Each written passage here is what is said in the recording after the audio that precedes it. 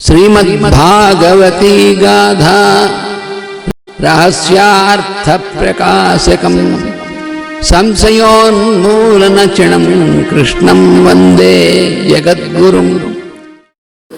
श्री कैवल्यपदंबु చేరుటకునై చింతించదన్ లోకరక్షైకారంభకు భక్తపాలన కళా సంరంభకున్ దానవోద్రేకస్తంభకు కేళిలోల విలస దృగ్యాల సంభూత నానాకంజాత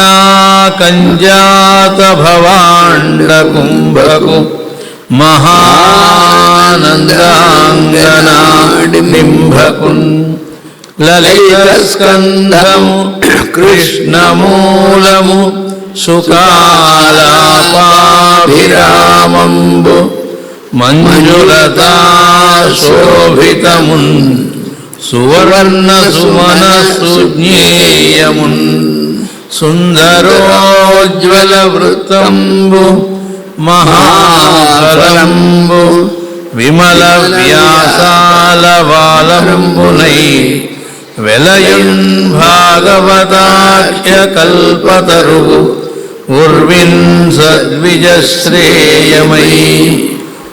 ఓం అస్మద్గురుభ్యో నమః. సర్వవేదార్థతత్వజ్ఞం వేదార్థ ప్రతిపాదకం పురాణసార సర్వజ్ఞం కృష్ణం వందే జగద్గురుం. వాసుదేవ ఉదయం మనం 190వ పద్య రహస్య ప్రకాశం చెప్పుకుంటూ ఉన్నాం. అందులో 3వ పాయింట్, ప్రళంబుడు పెద్ద శరీరమును ధరించి కృష్ణ బలరాములను ఎత్తుకొని భుజములపై నుంచుకొని చంపుటకు గొనిపోవచుండగా వానిని బలరాముడు చంపెను. కాలయవనుడు కృష్ణుని తరుమగా కృష్ణుడు పోయి గుహలోనికి దూరి యోగనిద్రలో ఉన్న ముచుకుందుని చాటును నక్కెను. చీకటిలో ముచుకుందుని కృష్ణుడనుకొని యవనుడు గాలితో గట్టిగా తన్నెను. ముచుకుందుడు యోగనిద్ర నుండి లేచి తెరిపార చూడగా కాలయవనుడు భస్మమయ్యను. అటుపైన ముచుకుందుడు శ్రీకృష్ణుని దేవునిగా గుర్తించి స్తోత్రము చేశాను. దీనిని బట్టి శ్రీకృష్ణుడు కాలయవనుని చంపగలిగినను ముచుకుందునిచే చంపించుట లీలయని తెలియచున్నది.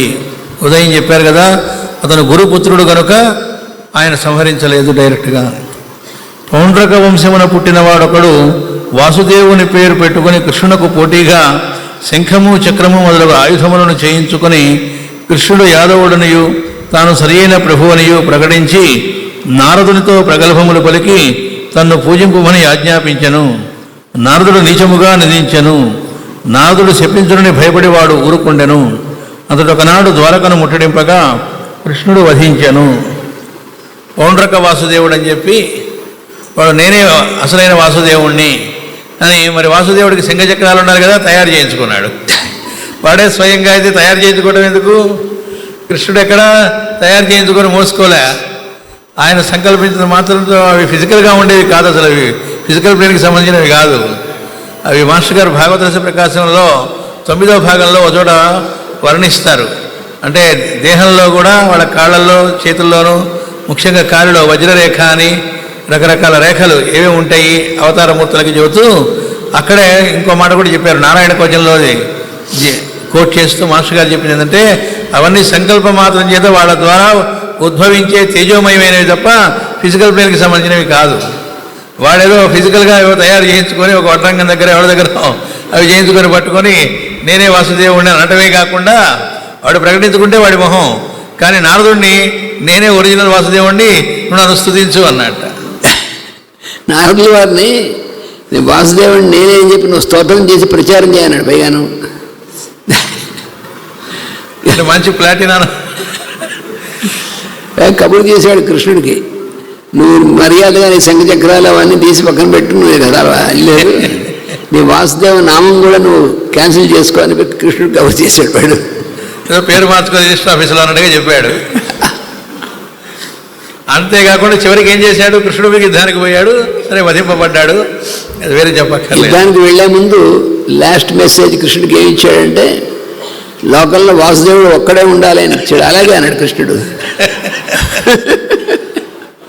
అంటే వాడే అడిగాడు, లోకంలో వాసుదేవుడు అనేవాడు ఒక్కడే ఉండాలన్నాడు, అలాగే ఉంటాడు అన్నాడు. అందుకే వాళ్ళు వధింపబడ్డాడు. కృష్ణుడు మొట్టమొదటగా మధురాపురికి వచ్చినప్పుడు వానిని చంపుటకు కువలయాపీడమును మొదపుటి ఏనుగును వానిపైకి కంసుడు తోలించెను. కృష్ణుడు ఆయుధము లేకయే ఏనుగును చంపెను. చదువుతాం ఒక లైను, కొద్దిగా ధ్యానం చేస్తే ఆయుధం లేకుండా ఏనుగుని చంపటం. 12 ఏళ్ళ వాడు. అప్పుడు ఆయన 12 ఏళ్ల వయసులో ఉన్నవాడు. అంటే అసలు ఆ పరాక్రమం ఏమిటనేటువంటిది, అంటే అది భౌతికమైనటువంటి ఒక కేవలం ఫిజికల్ శక్తికి సంబంధించింది ఏమాత్రము కాదు అనేటువంటిది అక్కడ తెలుస్తుంది. అంటే ఎప్పుడైతే అని మనం కృష్ణావతారంలో ముఖ్యంగా గమనించాల్సింది ఏంటంటే, భౌతికంగా మామూలుగా అలాగే ఉంటుంది. ఆ సమయం వచ్చినప్పుడు, దుష్ట సంహారం చేయాల్సిన సమయం వచ్చినప్పుడు కృష్ణుడు ఆ సంపూర్ణ అవతారం. అందుకని చుట్టూ ఉన్నటువంటి స్పేస్లోంచి అప్పుడు ఏది అవసరమో అది బయటికి వ్యక్తం అవుతుంది. అంతేగాని అంత ముందు నుంచి అవన్నీ పట్టుకుని తిరుగుతాడు, చక్రం శంఖం 24 గంటలు పట్టుకుని తిరుగుతాడు, అర్థం కానీ ఏం పట్టుకుని తిరగక్కర్లే. అప్పటికి ఎప్పుడు అవసరమో అప్పుడు మళ్ళీ స్పేస్లోంచి బయటికి వ్యక్తం అవుతాయి. మళ్ళీ దాని పని అయిపోయిన తర్వాత ఆ వ్యక్తంలోకి వెళ్తాయి. అలాగే కృష్ణుడి బలం కూడా వాడేమి ఇలా అలా ఉండి మామూలుగానే ఉంటాడు. కానీ మరి ఏనుగుని చంపినప్పుడు, తర్వాత మల్లులను చంపినప్పుడు, అప్పుడు వాడి బలం వాడు అలాగే ఉన్నా వాడంతా నిండి ఉన్నటువంటి ఇది కాబట్టి అది కనబడినటువంటి విధంగా పనిచేస్తుంది. అది యోగశక్తి. మనకి భీముడిది కూడా మాస్టర్ గారు బలాదిషు హస్తబలాదీని అని పతంజలి 3వ దానిలో విభూతి పాదం దానిలో ఎక్స్ప్లెయిన్ చేస్తూ చెబుతారు. 1000 ఏనుగుల బలం అంటే అర్థం ఏమిటి అంటే, కూర్చుంటే కుర్చీ ఇరుగుతుందనో, దున్నపోతులాగా ఉంటాడనో. అంటే సినిమాలో ఆ యాక్టర్ దున్నపోతులాగా ఉంటాడు కాబట్టి భీముడు కూడా దున్నపోతులాగా ఉంటాడు మనం అనుకుంటున్నాం. అది సినిమా భీముడు అలా ఏమి ఉండదు. అయితే భీముడికి పెద్ద పట్టదు, పై ఇంకోటి వృకోదరుడు అని పేరుంది భీముడికి. వృకోదరుడు అంటే చాలామంది అనుకుంటారంటే వాడు పొట్ట తోడేలు పొట్టలాగా ఇంత పెద్ద పట్టు ఉండదని వాడు ఎవరినో వేసిన వాడిని కూడా పెద్ద పట్టు ఉన్నటువంటి వేడేస్తారు. భీముడికి అసలు పొట్ట బయటికి ఏం కనిపించదు. వృకోదరుడు అంటే వాడికి వృకం అంటే చాలా ఉదరం అంటే లోపల ఉండేటువంటిది, ఈ పొట్టంతా ఉదరం కాదు, లోపల ఉన్నటువంటి ఏదైతే డైజెస్టివ్ దీనికి ఉన్నటువంటిది ఒక దీనిలో ఉంటుందో చిన్నదే ఉంటుంది. అది వాడికి కొంచెం ఈ మాత్రం ప్రమాణం ఉంటుంటే లోపల. అంతేగాని వాడి పొట్ట ఇంత పెద్ద ఏం పొట్టేం లేవదు వాడికి. మరి వాడు బకాసురుడిని చంపినప్పుడు బకాసురుడి కోసం తీసుకెళ్ళిన ఆహారం అంతా భీముడు తినేశాడు. వాడు బండిలో బకాసురుడి కోసం ఆహారం పంపిస్తే భీముడు ముందు మొత్తం వాడికి ఆకలేసి వాడు తినేశాడు. ఎలాగో బకాసురుడిని చంపుతాను తర్వాత తెలుసు వాడికి. చంపేవాడికి వాడికి ఎందుకు ఆకలికి పెట్టడం ఎందుకు తినేశాడు భీముడు. వాడికి మరి అంత తినేసి వాడు ఏమైనా ఇది చేశాడో ఏమి ఉండదు. అది ఒక ఇదనమాట. అంటే మనం ఏది ఎంత ఉందో అది మనం తీసుకున్న ఆహారం కూడా, అంటే మనం తెలియక ఫిజికల్ ఫారంలో ఉందనేటువంటిది కొంచెం ఇంకా తీసుకుంటాం. కానీ మామూలుగా తీసుకుంటే ఆహారం జీర్ణం అవడం అంటే అది ప్రాణశక్తికి కావాల్సినటువంటి దాంట్లోంచి తీసుకోవడం జరుగుతుంది తప్ప ఈ తీసుకున్నటువంటి ఇదంతా దాంట్లోకి వెళ్ళిపోవడం బయటికి వెళ్ళిపోతుంది. ఆ మెకానిజం మనకి తెలియదు, అర్థం కాదు. అసలైన శక్తి వచ్చేది ఆహారం ద్వారా కాదు. అది వెంటనే నమ్మబుద్ధి కాదు. ఆహారం వల్ల కాకపోతే ఇంకా దీని వల్ల వస్తుంది అనిపిస్తుంది. ఆహారం ఒక ఫ్యూయల్. మనకి మోటార్ కారు ఉందనుకోండి, ట్యాంక్లో మనం పెట్రోల్ ఫిల్ చేసాం. ట్యాంక్లో పెట్రోల్ ఫిల్ చేసింది మాత్రమే కారు నడుస్తుందా? నడవదు కదా. పెట్రోల్ ఫిల్ చేసినటువంటి ఆ పెట్రోల్ దేనికి ఫిల్ చేసాము అంటే దాని యొక్క ఇగ్నైషన్ అనేటువంటిది, ఆ ఫైర్ ఉంటుంది కదా, దానికి ఇది ఫ్యూయల్గా పనిచేస్తుంది తప్ప డైరెక్ట్గా పెట్రోల్ వల్ల నడవదు కారు. కానీ మనం అనుకుంటే జనరల్ పెట్రోల్ వల్ల, డీజిల్ వల్ల నడుస్తుంది, గ్యాస్ వల్ల నడుస్తుంది.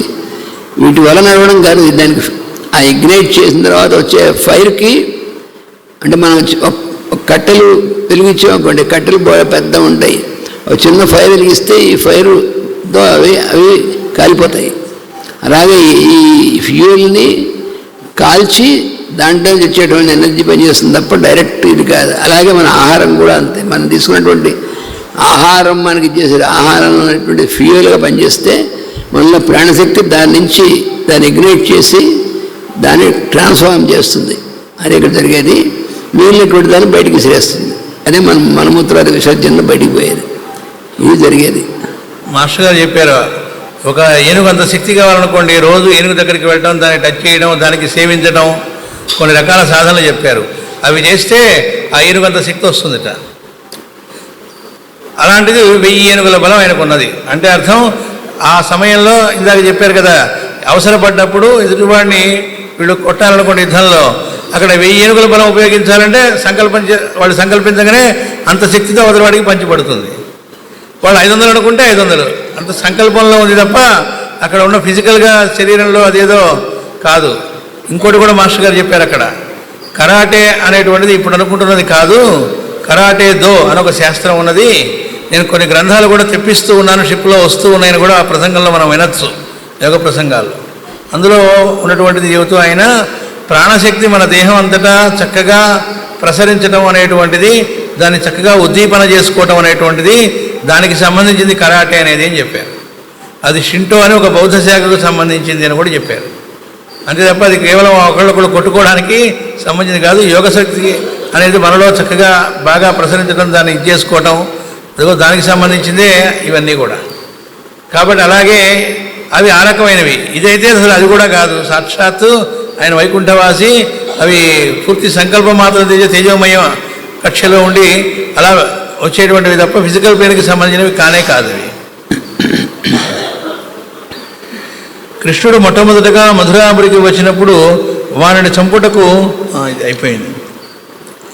ఇక్కడ ఇంకోటి కూడా చెప్పుకోవాలి, అది సంకల్ప శక్తికి సంబంధించిన వాళ్ళకి ఇంకో రియల్ ఎగ్జాంపుల్ ఒక్కటి చెప్పుకొని ఏనుగుది. ఇది తానీషా అని హైదరాబాద్ నవాబు, మన భక్తరామదాసు కథలో కూడా వస్తుంది ఆయన గురించి. ఆ తానీషా దగ్గరికి శివాజీ మహారాజు వస్తాడు ఒకసారి. ఎందుకంటే శివాజీ మహారాజు ఈయన స్నేహితులు. శ్రీశైలానికి వెళ్ళమని ఈయనే సూచించారు. తానీషా సూచించి అక్కన్న మాతలను వాళ్ళని ఇచ్చి కొంత సైన్యాన్ని ఈయన కూడా ఇచ్చి డైరెక్షన్ ఇస్తే అప్పుడు ఆయన శ్రీశైలం రావడం జరిగింది శివాజీ మహారాజు. అయితే అక్కడికి వచ్చినప్పుడు శివాజీ మహారాజుకి ఆయన రాజు కదా గౌరవంగా విందించి తన యొక్క ఏనుగుల బలాన్ని చూపెట్టాట. మనం ఎట్లయితే రిపబ్లిక్ డే నాడు పెరేడ్ పెట్టి ఎవరో ముఖ్య అతిథిగా ఎవరైనా దేశ నాయకుడిని పిలిచి మనం మిలిటరీ వాళ్ళ పెరేడ్ అవి నిర్వహించి చూపెడతామో అట్లా ఆయన కొద్దిగా ఏనుగుల గజబలం ఏంటో చూపెట్టేట. ఆయన దగ్గర బ్రహ్మాండమైన గజబలం ఉందిట. దాన్ని ఆయన అనుచరులు అందరూ కూడా అలా ఆశ్చర్యపోయి కళ్ళప్పగించి చూస్తారట మదపుటి ఏనుగుని మిగతా ఏనుగుల్ని. ఎందుకంటే పాపం వాళ్ళకి గజ సైన్యం లేదు శివాజీ మహారాజు దగ్గర. ఇలా చూస్తూ ఉంటే ఊరుకున్నవాడు ఊరుకోకుండా ఆయన తమ గజబలం ఎంతో, తమ దగ్గర కూడా ఇలాంటి గజాలు ఉన్నాయా అని అడిగాడట. లేవని ఆయనకి తెలుసు, అయినా ఎందుకో అడిగాడు. అట్లా అడిగితే వెంటనే ఒక నవ్వు నవ్వి నా దగ్గర ఉన్నవన్నీ ఇలాంటి గజాలే అన్నట్ట. అనేటప్పటికీ అతను ఆశ్చర్యపోయాడు. అయితే ఒక గజాన్ని దించండి, మా గజంతో చూద్దాం అన్నాడు. అని బ్రహ్మాండమైన మదపుటి ఏనుగు దాన్ని అక్కడ రెడీగా పెట్టించారు. పెడితే ఆయన వెంటనే తన అనుచరుల్లో ఒకరిని సైగ చేశాడట. ఎవరికి సైగ చేశాడో వాడు దూకాడు లోపలికి. వాడు పరమ పక్కగా ఉన్నట్ట, చాలా లీన్గా. అందరూ నవ్వుకున్నారట. ఏనుగుతో పోరాడటానికి మా పక్క మనిషి పాపం బలి చేస్తున్నాడే శివాజీ మహారాజు అనుకున్నారట. వచ్చాట ఒక్కసారి కూడా దానికి అందకుండా చాలా కొద్ది సమయంలోనే, గంటల గంటలు కాదు, చాలా కొన్ని మినిట్స్లోనే దాన్ని పూర్తిగా నేలకూల్చాడు. మరణించింది అది. ఈసారి నోరెళ్ళ పెట్టడం తానీషా వంతయింది. అయ్యి అసలు సన్నటివాడు ఏమిటి, అంత ఏనుగులు ఎలా లేపాడు, అసలు ఎలా కొట్టాడు, కొడితే దెబ్బలు దానికి ఎలా తగిలినాయి, పిడిగుద్దులు ఎంత కుదిరితే మాత్రం అని ఆశ్చర్యపోయి అప్పుడు అడిగాడు. అంటే ఒక గజాన్ని దించండి అంటే దించాడు. అప్పుడు అడిగాడు, ఇలాంటి గజాలు మీ దగ్గర ఎన్ని ఉన్నాయని అడిగాడట. ఉన్నవన్నీ అలాంటి గజాలే. అప్పుడు చెప్పాడు ఆన్సర్. కాబట్టి ఆయన దగ్గర ఎప్పుడు పరిమిత సంఖ్యలో ఉండేవాళ్ళు, కానీ వాళ్ళతోనే ఆయన ఎంతో సాధించాడు. అయితే వాళ్ళైనా అక్కడేమిటి ఫిజికల్ ప్లేన్కి సంబంధించి కాదు, లోపల సంకల్ప శక్తి ఉంటేనే ఇవి సాధించగలరు ఎక్కడైనా కానీ. ముష్టికుడు కంసుని ఆస్థానమున మల్ల యుద్ధము చేయి వీరుడు, వారిని కృష్ణుడు చంపెను. విష్ణు సహస్రనామం మనకు తావులయందు శ్రీకృష్ణుడు చాణూరుని చంపినట్లున్నది. ఇచ్చటను ప్రళంబాసురుని విషయమునను కృష్ణ బలరాములు ఒకే అవతారముగా చెప్పబడను కనుక బలరాముడు చంపినను స్థూలముగా హరి చంపెనని చెప్పబడినది. ఇక్కడ క్లారిఫికేషన్ కూడా ఇస్తున్నారు. అంటే ఒక చోట ఏమో బలరాముడు చంపినట్టుగా, ఒక చోట కృష్ణుడు చంపినట్టుగా ఇలా ఉండటం ఏమిటి అంటే, ఇద్దరు కూడా నిన్న చెప్పుకున్నాం కదా, ఒక శ్రీ మహావిష్ణువు ఆయన యొక్క తేజ 2 కిరణాలని, ఒకటి నల్లటి వెంట్రుక, ఒకటి తెల్లటి వెంట్రుక అన్నారు. ఈ 2 వెంట్రుకలు వచ్చి ఒక చోటు నుంచేగా, అంటే ఒకళ్ళ నుంచేగా వచ్చింది. కాబట్టి ఒకడే ఇద్దరుగా వచ్చారు. కాబట్టి ఇక్కడ బలరాముడా కృష్ణుడా అనేటువంటి దాని గురించి చెప్పకుండా హరి చంపినని అర్థం అని చెబుతున్నారు. తర్వాత శిశుపాలుడు కృష్ణకు మేనత్త అయిన సాత్వతి కొడుకు. అతడు ధర్మరాజు రాజసూయమున కృష్ణుని ఎదిరింపగా కృష్ణుడు చక్రముచే వాని శిరస్సు ఖండించను. ఇది నిన్న కూడా మనం చెప్పుకున్నాం. ఎందుకు శిశుపాలుని వధించాడు? తనని తిట్టడం వల్ల కాదు, ధర్మబద్ధమైనటువంటి పరిపాలనకు అడ్డుపడుతున్నాడు కాబట్టి అతను వధించాడని చెప్పుకున్నాం. విజయ విజయంలో ఒకడే శిశుపాలుడు. కాబట్టి ఆ వధించినప్పుడు అతనిలోంచి దివ్య తేజస్సు వచ్చి కృష్ణుడిలోనికి ప్రవేశించింది. అది మిగతా అందరూ కూడా చూశారు. ఇక నెక్స్ట్ అక్కడ కూడా చక్రం అంటే రెడీగా చక్రం పెట్టుకుని ఆయన లేడు. సంకల్ప మాత్రం చేత ఆ సుదర్శన చక్రం, తేజోమయమైన చక్రం వచ్చి వాడిని ఖండించిందని అర్థం. వాని తమ్ముడే దంతభక్తుడు.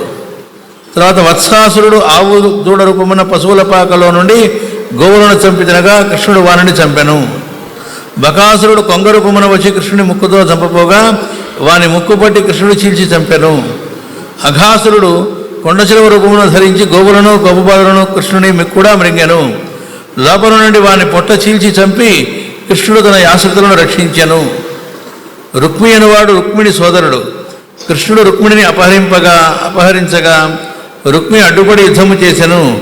కృష్ణుడు వారిని జయించి పరాభవించి పంపెను, గుండు కొరిగించి పంపిస్తాడు. తర్వాత 191, 192 పద్యాలు.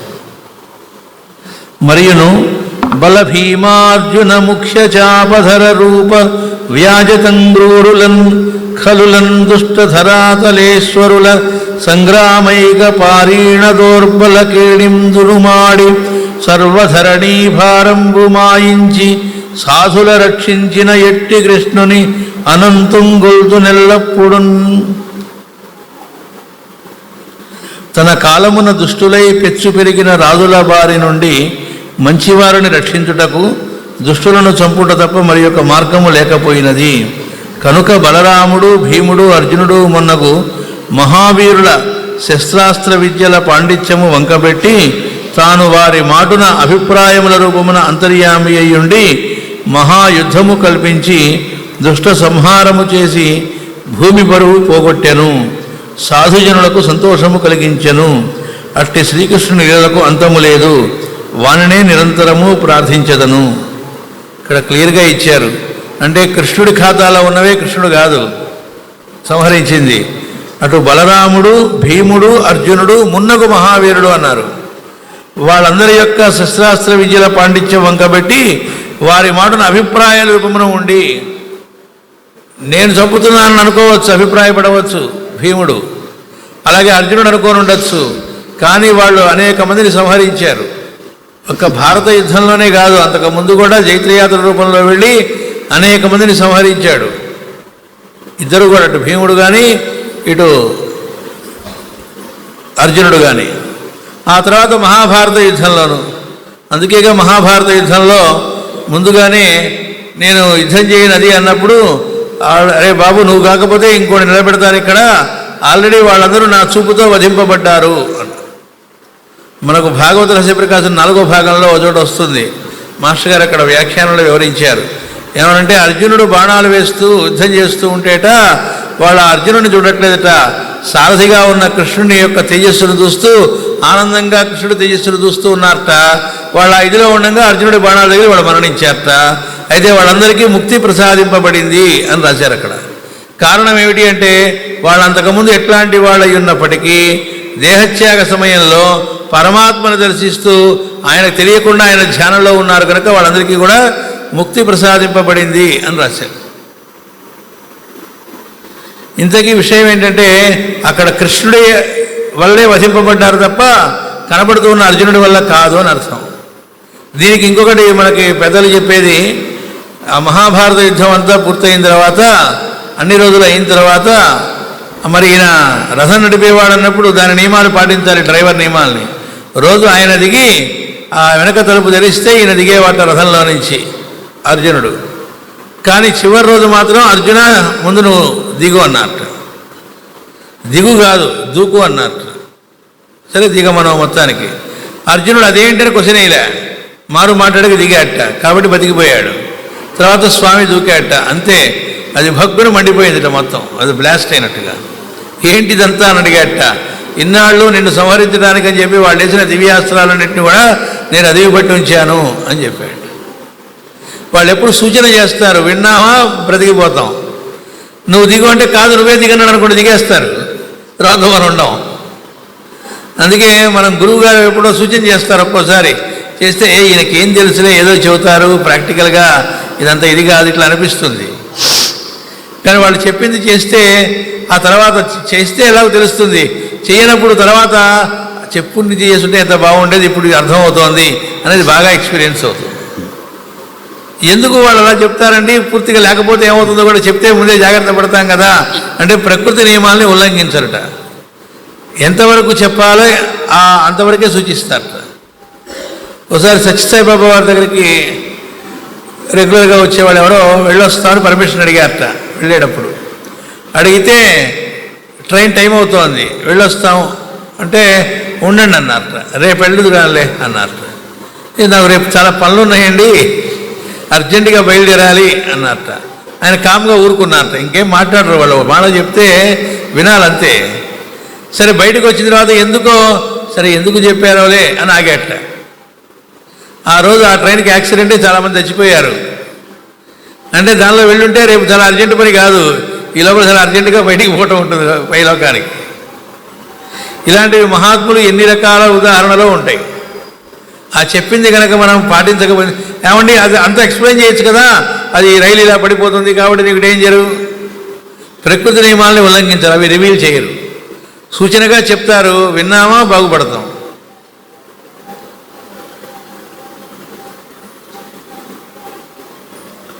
కాబట్టి వాళ్ళ అభిప్రాయాల రూపాన వెనక ఉండి కథ నడిపించింది, మొత్తం దుష్ట సంహారం ఇదంతా చేసింది. కాబట్టే మన ఒక మాస్టర్ గారు చాలాసార్లు చెప్పింది, మహాభారత యుద్ధం మొత్తానికి మూల కారణం ఏమిటి అంటే ఒక చిన్న కారకులు ఎవరు మహాభారత యుద్ధానికి అన్నాం అనుకోండి, ఒక యాంగిల్లో చూస్తే ఎవరు అంటే ధర్మరాజు. ఇదేంటండి ధర్మరాజు కారణం ఏమిటి మహాభారత యుద్ధానికి?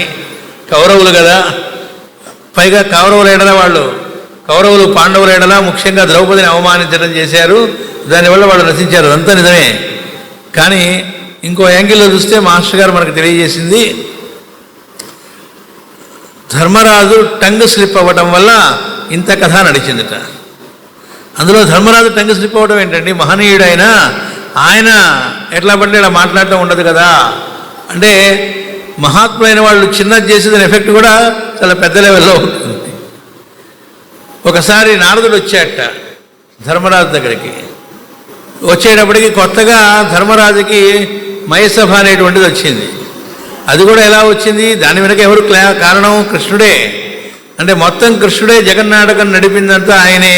ఈ భూభార నిర్వాపణం కోసం ఆయన దిగి వచ్చాడు కనుక తాను అనుకున్న కార్యక్రమానికి అని చెప్పడానికి ఉదాహరణ ఏంటంటే, అసలు దీనికంటే ముందు కథ ఏంటంటే, శ్రీకృష్ణుడు ఒక రోజున వచ్చి ఎప్పుడు పాలిటిక్స్ రాజకీయాలు ఇవేనా, కొద్దిగా అట్లా హుషారుగా అలా కాసేపు పిక్నిక్ వెళ్ళొద్దాం పదా అని బాబారా అని అర్జునుడిని పట్టుకొని వెళ్ళాట. సరే వెళ్ళారు, ఇద్దరు కలిసి ఖాండవవనం అనే వనానికి తీసుకెళ్ళాట. సరే ఒక కొండ మీద కూర్చున్నారు, హాయిగా ముచ్చట్లాడుకుంటున్నారు, కాసేపు గడిచింది. ఇంతలోకి చుట్టూ కూడా కారు చిచ్చులాగా మరి అగ్ని వ్యాపించింది. అందులో నుంచి కాపాడండి అని కేకలు వినపడితే అర్జునుడు మరి క్షత్రియుడు కదా వెళ్ళి రక్షించాడు. ఆ రక్షింపబడ్డవాడు నమస్కారం చేసి నన్ను మయుడు అంటారండి, రాక్షసులకు నేను ఆర్కిటెక్ట్ ఫెలోని, అయ్యా ప్రాణాలు కాపాడారు, దానికి ప్రత్యుపకారం చేయగలిగింది ఏమీ ఉండదు, కానీ నా తృప్తి కోసం ఏదైనా కోరుకోండి, నాకు నా టాలెంట్కి తగ్గది అని అన్నట్ట. అంటే వెంటనే మాస్టర్ గారు అక్కడ చెబుతారు, అర్జునుడు టక్కన కోరుకోలేదట, నాకేం కావాలో నాకంటే ఇదిగో మా బావ కృష్ణుడికి తెలుసు, ఆయన అడుగు అన్నట్ట. అనేటప్పటికీ కృష్ణుడు అడిగట్ట, అయ్యా వారికి ఏదైనా ఇవ్వాలనుకుంటున్నాను అని. కృష్ణుడు అన్నట్ట వెంటనే, ఈ భూమి మీద ఎక్కడా లేని గొప్ప సభాభవనాన్ని కట్టి ధర్మరాజుకి ఇవ్వు అన్నట్ట. అసలు సీన్లో ఎక్కడ ధర్మరాజు లేడు, కాపాడింది అర్జునుడు, ఈయన ఇద్దామనుకుంది కూడా అర్జునుడికి. అదేంటండి అర్జునుడికి ఇద్దామనుకుంటే ధర్మరాజుకి ఇమ్మంటారు అందామా అని భయపడ్డాట.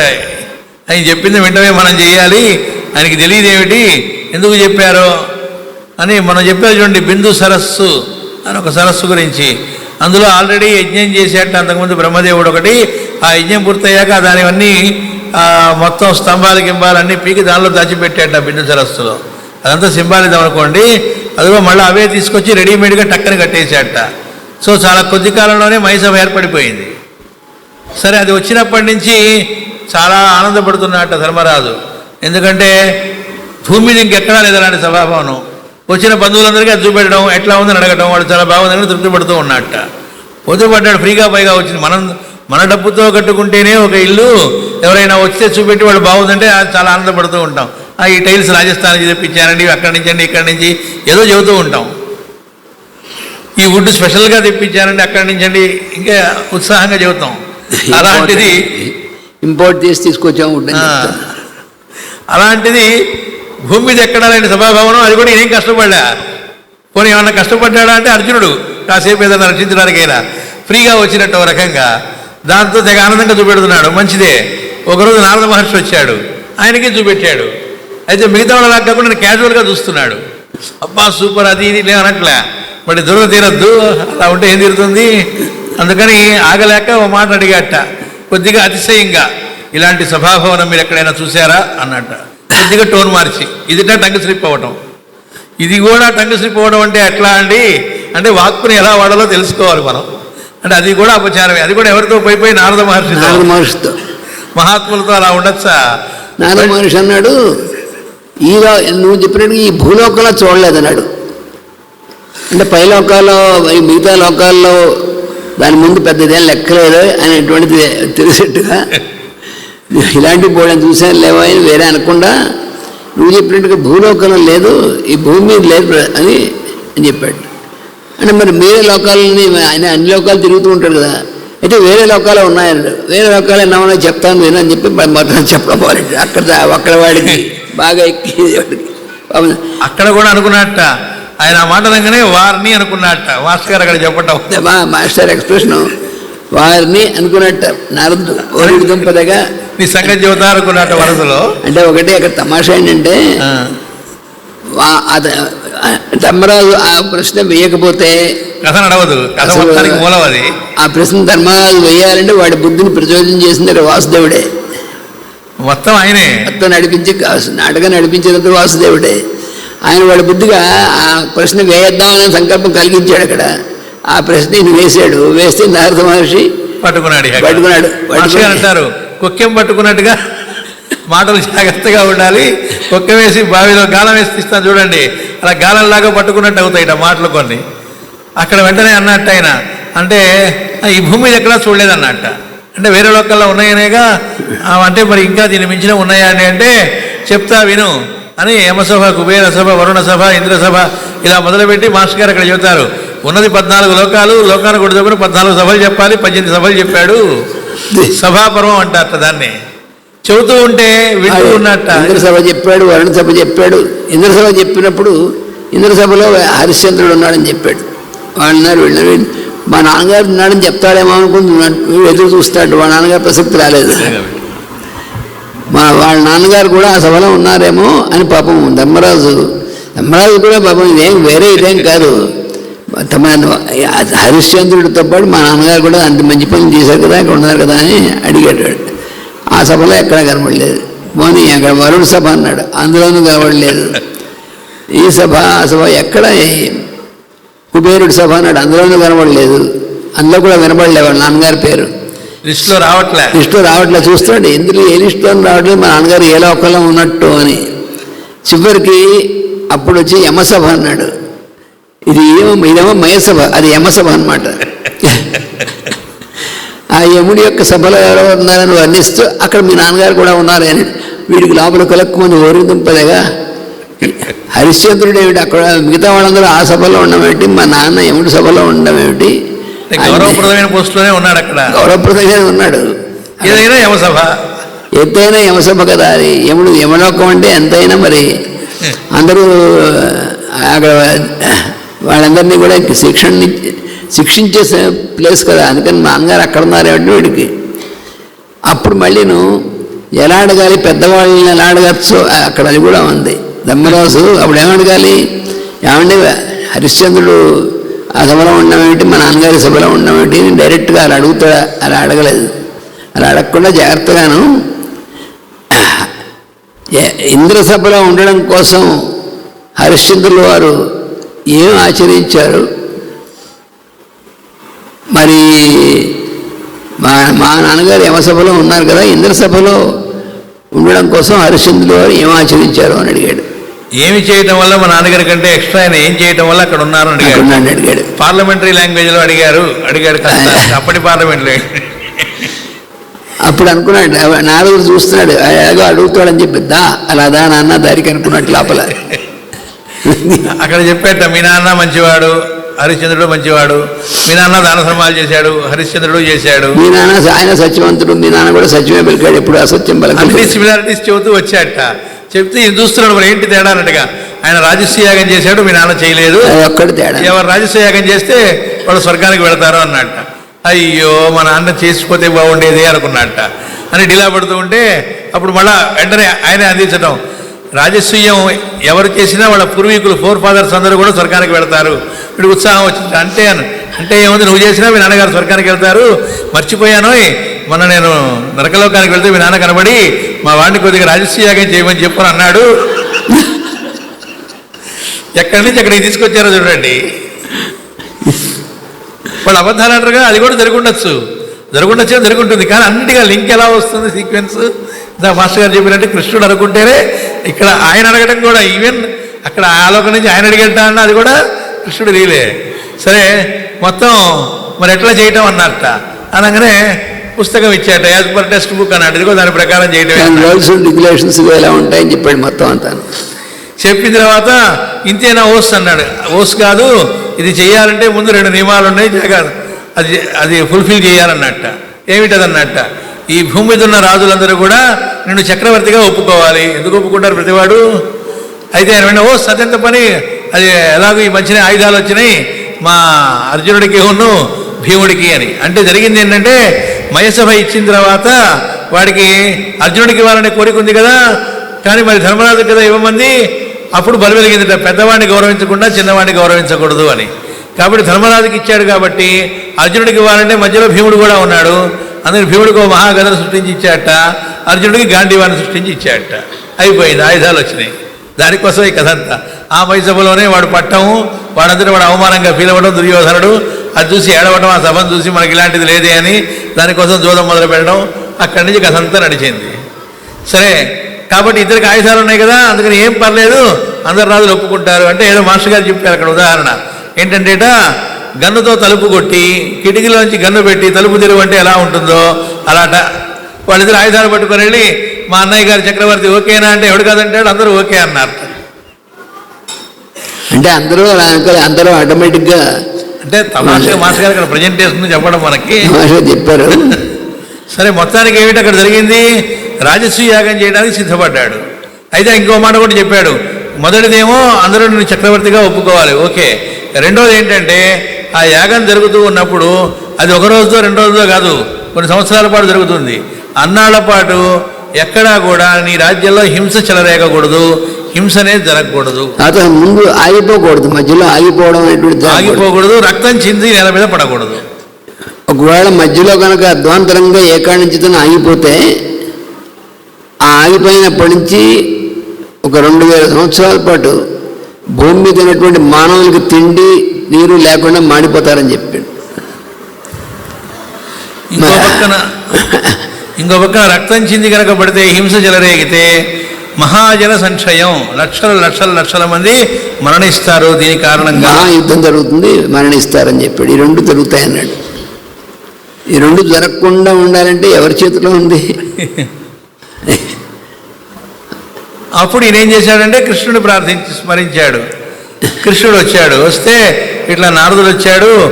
ఆయన ఏమి ఎరగనట్లుగా, ఆహా అట్లనా, ఏమిటి సంగతి అని అంటే, ఇట్లా రాజసూయాగం మా నాన్న ఇట్లా ఉన్నట్ట, టాప్ సీక్రెట్ ఎవరితో చెప్పవాకు, నరకల్లో ఉన్నట్ట, నేను రాజసూయాగం చేయాలంట, కండిషన్స్ ఇవిట, నువ్వు గనక యాగ నిర్వహణ చూసుకుంటానంటే నేను యాగం చేసుకుంటా, దగ్గర జరిపిస్తానంటే చేస్తాను నీకు అని చెప్పి, నువ్వు అలా కావాలంటే నేను ఉంటా అన్నాడు కృష్ణుడు. నిజానికి ప్లాన్ అంతా అయిందే బ్యాక్గ్రౌండ్లో, కానీ వీడి చేత అనిపించి వీడికి కావాలని నేను దగ్గరుండి చేస్తాను. నిజంగానే ఆ దగ్గరుండి కృష్ణుడు మరి ఎంత రెస్పాన్సిబిలిటీతో జయించాడు ఆ యాగాన్ని. 10,000 మంది భోజనం చేస్తే 1 గంట ముగించేవాళ్ళట ఆ యాగం సమయంలో. వచ్చిన వాళ్ళ భోజనాలకి 1 గంట కొట్టేస్తా అంటే 10,000 మంది భోజనాలు అయిన అర్థం. ఆ గంట కంటిన్యూస్గా మోగుతూ ఉండేదిట, గ్యాప్ లేకుండా. అంటే ఎన్ని లక్షల మంది రోజు భోజనం చేశారు. ఎవరు ఏ వేళకు వచ్చినా వేడివేడిగా వండి పెట్టేవాళ్ళట. వేళ దాటి వచ్చారంటే కొద్దిగా చల్లబడ్డాయి, ఏం లేదట. మరి ఆ ప్లానింగ్ ఏమిటి? అక్కడ కూడా మాస్టర్ గారు చెబుతారు, వచ్చిన వాళ్ళందరినీ రిసీవ్ చేసుకునేతోటేమో దుర్యోధనుడు పెట్టాట.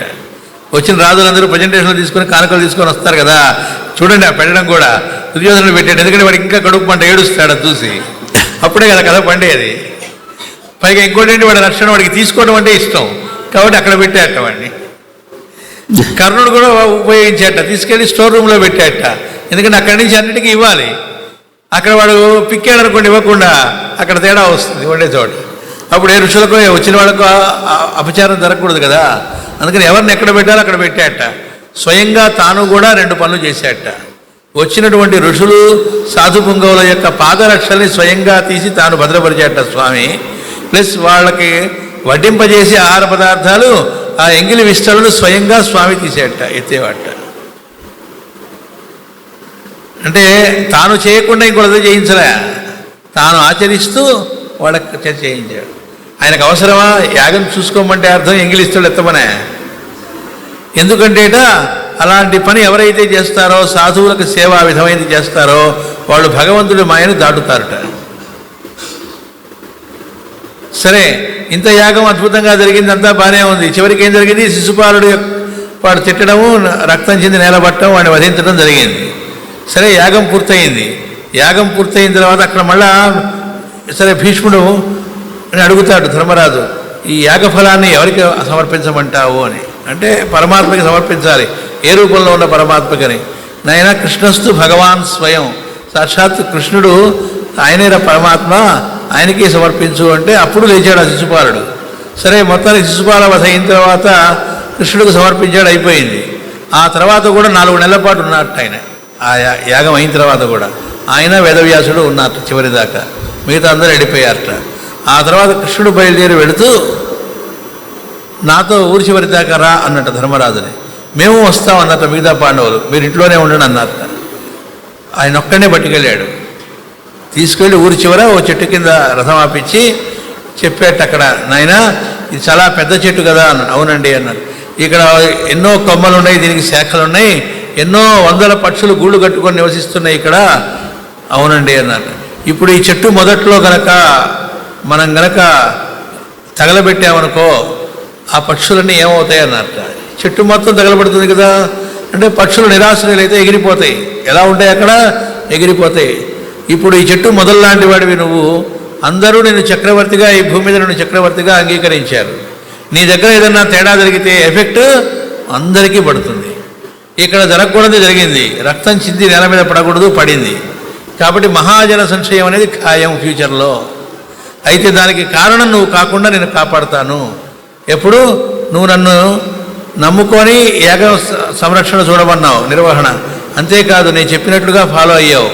కాబట్టి ఇప్పుడు కూడా నేను ఒక మాట చెబుతా, దాన్ని ఫాలో కనుక నువ్వు అయ్యేట్లయితే నువ్వు కారణం కాకుండా నేను కాపాడుతాను అన్నట్టు. ఎప్పుడు కాదన్నాను కృష్ణ, నువ్వు చెప్పింది చెప్పు, ఏం చెబితే చేస్తా అన్నట్టు.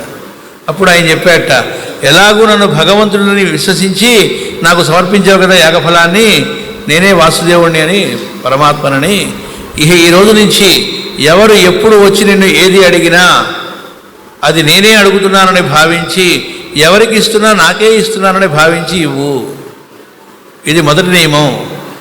రెండవ నియమం ఏంటంటే, ఈ విషయం ఇప్పుడు నేను చెప్పిందంతా టాప్ సీక్రెట్గా ఉండాలి మన ఇద్దరి మధ్య, నువ్వు ఎవరితోనూ చెప్పడానికి వీల్లేదు అన్నాడు. ఆయన వింటూనే ఏముంది అనుకున్నట్ట, ఆయన కూడా ఏముంది, అడిగింది ఇవ్వటం అంతే కదా అని. ఇక్కడ 4 నెలలు ఉన్నాడు కృష్ణుడు అని చెప్పుకున్నాం కదా. ఈ లోపల జరిగింది ఏమిటి, కౌరవులు సరే ఇంటికి వెళ్ళడం, వాడు దుర్యోధనుడు భోరుమని ఎట్టేట ఇంటికి వెళ్ళి, నాకు ఆ బిల్డింగ్ కావాలంటట, ప్యాలెస్ అదంతా కావాలి, చూసిందల్లా కావాలని చిన్నపిల్లలాగా. అప్పుడు ఎట్లా అది అంటే, అప్పుడు శకుని ఉన్నాడు కదా పక్కన, వాడు ఐడియా ఇచ్చాట. ఏముంది, కాయ రాజక్కాయ మాస్టర్ గారు అక్కడ చెబుతారు, జూదం ఆడితే మొత్తం లాగేయచ్చు అన్నట్ట. అదేంటి జూదంలో మనం గెలుస్తామని ఖాయం ఏమిటన్నట్ట. నా టాలెంట్ చూపిస్తాను చూపెట్టాట, మనం ఎంత అంటే అంత పడుతుంది నెంబర్ అని. వాడికి ఉత్సాహం వచ్చి వాళ్ళ నాన్న దగ్గరికి వెళ్ళాట, నాన్న నువ్వు ఎట్లా చేస్తావు ఏం చేస్తావు నాకు తెలియదు, వాళ్ళని జూదం ఆడటానికి రమ్మని పిలిపించు అని. సరే ఆయన మొత్తానికి వాడికి ఇష్టమేట, నువ్వు ధృతరాష్ట్రుడికి పైకే నటన వాడికి బాగా ఇష్టమే కాబట్టి పిల్లలకి ఆ లక్షణాలు వచ్చినాయి. అయితే వాడేం చేశాడు, వాడి ఇష్టం కాదు, అలా ప్రేర్ చేస్తే ఊరుకోడు భీష్ముడు. మాస్టర్ గారు చేస్తారు, ప్లాట్ఫామ్ మీద అంతా నిలబెట్టి లెంపకాయ కొడతాట ఆయన. అందుకని భీష్ముడి దగ్గరికి వెళ్ళి, పిల్లలు సరదా పడుతున్నారు, వాళ్ళని పండక్కి పిలుస్తారట, ఏదో అందరూ కలిసి కాసేపు జూదం ఆడుకుంటారు. సరదాగా భవనం కట్టిపెట్టాము, ఆ భవనంలో చక్కగా వాళ్ళు వీళ్ళు వచ్చి కాసేపు ఆడుకుంటారు. అన్నదమ్ముల పిల్లలు పర్మిషన్ ఇమ్మన్నాడు భీష్ముడు అని. అనగానే చచ్చేడు తిట్టాట, బుద్ధి ఉందా లేదా, పండక్కి పిలిస్తే మీరు బట్టలు పెట్టండి, లేదా వాడు బట్టలు పెడితే పెట్టించుకోండి, ఇది చేసుకోవాలి కానీ కాయరాజక్కాయ ఏమిటి, జూదవాటం ఏమిటి, మాడి మసవుతారు నీ పిల్లలు మొత్తం అన్నారు. మీరు ఎప్పుడు ఇంతే, నా పిల్లల పట్ల మీకు ఇది లేదు, మీరు పాండవ పక్షపాతులు అది మొదలు పెట్టాట. అప్పుడు ఆయనకు అర్థమై, నీ చావు నువ్వు చావు అన్నట్ట. అంటే ఒప్పుకున్నట్ల. వాడు వచ్చేసి వెంటనే విదురుని పిలిచాట, ఇదిగో ఇట్లా జూదానికి నువ్వు వెళ్ళి పిలుచుకురాబో అన్నట్ట. విదురుడు అన్నట్ట వెంటనే, భీష్ముడికి చెప్పావా అన్నట్ట. చెప్పాను అన్నట్ట. ఒప్పుకున్నాడా అన్నట్ట. ఒప్పుకున్నాడు అన్నట్ట. ఏది నా కళలో చూసి చెప్పు అన్నట్ట. ఏం చూస్తాడు, కళలో చూసినా ఒకటే చూడకపోయినా ఒకటే అన్నారు మాస్టర్ గారు. అక్కడ గుడ్డివాడు కదా, మనం మామూలుగా కళలో చూసి చెప్పు అన్నాడే, నిజం ఏంటో తెలిసిపోతుంది ఆ కళలో అన్నట్టుగా అని. అప్పుడు అన్నట్ట, మాడి మసవుతారు 100 మంది పిల్లలు కూడా నీ పిల్లలు అన్నట్ట. అప్పుడు వాడు అన్నట్ట, భీష్ముడు ఇదే మాట అన్నాడు, నువ్వు ఇదే మాట అంటున్నావు, మీరందరూ పాండవ పక్షపాతులు అన్నారు. అప్పుడు ఆయన అన్నట్ట, మాస్టర్ గారు అక్కడ ఎగ్జాంపుల్ ఇస్తారు, ఎవరైనా ఒంటి మీద కనుక నిప్పు వేసుకుంటే అరే తగలడుతుందిరా అని చెబుతారు, అదేంటి అందరూ తగలడుతుందని చెబుతారు ఏంటంటే, నువ్వు చేసిన పని అలాంటిది కాబట్టి ఎవరైనా అదే చెబుతాడు. ఒంటి మీద నిప్పు పడింది అనుకోండి, ఎవరైనా ఏం చెబుతారు, తగలబడుతుంది తీసేసుకో, కాలుతుంది జాగ్రత్తగా తీసే అంటారు అని. అందరూ కాలుతుంది అంటారు అన్నట్టు చెప్పినట్టుగా అందరూ నా పిల్లలందరూ చచ్చిపోతారంటారంటే మనం చేసే పని అట్లా ఉందిరా అని చెప్పాడు. కానీ వాడికి ఎక్కలేదు. సరే అప్పుడు విదురుడు, నీ బదులు నేను తిట్లు తిని వస్తాను, ఇలాంటి విధవ పని నువ్వు చేయమన్నా వాడు చేయండి ధర్మరాజుని బయలుదేరాడు. వెళ్ళి ఇంటికి వెళ్ళేటప్పటికీ మిగతా 4 బ్రదర్స్ ఉన్నారు, ధర్మరాజు లేడు. ఏమిట్రా విషయం అంటే, ఇప్పుడే కృష్ణుడు సాగనంపడానికి వెళ్ళాడు, కాసేపట్లో వస్తాడు, ఊరి చివరి దాకా వెళ్ళాడే సెండాఫ్ ఇవ్వడానికి అన్నట్ట. సరే ఇంతలోకి అక్కడ మాట ఇచ్చాడు, పైగా ఆజన్మ వ్రతం ఎన్నాళ్ళండి కాదు, కృష్ణుడు చెప్పిన 2 నియమాలు ధర్మరాజు పాటిద్దరు ఎప్పటిదాకా బ్రతికున్నంత కాలం అని అర్థం. సరే బయలుదేరి ఇంటికి వచ్చేటప్పటికి ఇక్కడ మాస్టర్ గారు తమాషగా చెబుతారు, బయట కొత్త చెప్పులు జత కనపడుతుట, వాళ్ళ దేశం కంపెనీది కాదుట అది. అంటే ఎవడో వచ్చాడు ఎక్కడి నుంచో అని. లోపలికి వెళ్ళి చూస్తే చిన్న అన్న విదురుడు. ఏంటి ఎందుకు వచ్చావు, ఏంటి విషయం ఏంటి అడిగాట. ఇలా జూదానికి రమ్మంటున్నారు అనగానే, టక్కని బుద్ధి లేదా అనొచ్చు కదా. కృష్ణుడు మాట గుర్తొచ్చింది, ఎవరు ఏది వచ్చి అడిగినా నేనే అడిగాను అనుకో. కాబట్టి ఏం చేశాడు, ఎస్ అన్నాడు. ఈసారి షాక్ తిన్నది ఎవరు, విదురుడు ప్లస్ బ్రదర్స్ కూడా. ఇదేమిటి అన్నగారు జూదానికి ఎస్ అంటాడేమిటి, ఎందుకు అన్నాడు అంటే ఎందుకుటా అన్నది. కృష్ణుడు చెప్పిన దానికోసం. అందుకని జూద వ్యసనపరుడు కాడు, అది సినిమాల్లో ఉండే ధర్మరాజు, ఒరిజినల్ ధర్మరాజు జూద వ్యసనపరుడు ఏమీ కాదు. సరే వెళ్ళారు, జూదం ఆడారు, మొత్తం కోల్పోయారు.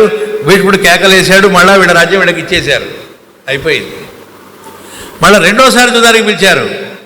పిలిస్తే ఈసారైనా నవనద్దుగా మళ్ళీ ఎస్ అన్నాడు. ఇదేమిటి అని బ్రదర్స్ అడిగితే చెప్పడు, ఎందుకంటే చెప్పకూడదు. మళ్ళా జూదం ఆడటం, ఓడిపోవటం. ద్రౌపదిని పణంగా పెట్టు, ఎందుకు పెట్టాడు, మనకు తెలిసిన మాత్రం ధర్మరాజుకు తెలియదా, మరి ఎందుకు ఒప్పుకున్నాడు, అడుగుతున్న రూపంలో వాసుదేవుడే కాబట్టి ఎస్ అన్నాడు. అడవికి పోండి మీరు అంటే ఎస్. అడవి అది మాయాజూదం అని తెలుసు, వ్యాలిడ్ కాదని తెలుసు. అందుకే అడవుల్లో మాటికి మిగతా పాండవులు ద్రౌపది అడిగేవాళ్ళట, ఇది మాయాజూదం, వ్యాలిడ్ కాదు, నీకు తెలుసు, నువ్వు ఎస్ అను, మేము వెళ్ళి యుద్ధం చేసి మొత్తం సమస్తం తీసుకొచ్చి నీ పాదాల దగ్గర పెడతాం, నువ్వు ఇక్కడ కూర్చో చాలు, ఎస్ అను చాలు. ఒక్కోసారి మరీ గట్టిగా పట్టుకునేవాళ్ళట, అసలు ఎందుకని నువ్వు కామ్గా ఉంటున్నావు, విషయం చెప్పు అని. ఇక ఏదో ఒకటి చెప్పాలన్న సిచ్యువేషన్ వచ్చేటప్పటికి కృష్ణుడు ప్రత్యక్షమయ్యి ధర్మరాజు పాదాలకు నమస్కారం చేసి, ఆహా ఇలాంటి అన్నయ్య మీకు లభించాడనేవాట. సీన్ కథంతో మారిపోయి ఒక్కోసారి కృష్ణుడు ఎక్కడో కుదరలేదు ఆయనకి, వేదవ్యాసుడు సాక్షాత్కరించేవాట. అందరూ కలిసి వేదవ్యాసుడికి నమస్కారం పెట్టాక ఆయన అనేవాట, ఆహా ధర్మనందన ఎట్లాంటి వాడివయ్యా నువ్వు అని. ఇక సీన్ మారిపోయేది. కానీ ఆ జన్మ వ్రతం ఎక్కడా ఎప్పుడూ ఆ విషయాన్ని ఆయన చెప్పలేదు. అంటే ఇక్కడ అందరిలో నుంచి పనిచేసింది ఎవరు, అది రాజసూయం జరిగినా ఏం జరిగినా, అసలు ఖాండవ వనానికి ఇంకోటి, ఆ ఖాండవ వనంలో ఆ మయుడనేవాడు రావటం, ఆ ఇవ్వటం వెనుక కూడా కారణం ఎవరు అంటే ఆయనే. మొత్తం ఆయన యొక్క సంకల్ప ప్రకారం జరుగుతూ వచ్చింది. అందుకే ఇక్కడ ఆ మాట వాడారు, ఏమని, అభిప్రాయముల రూపమున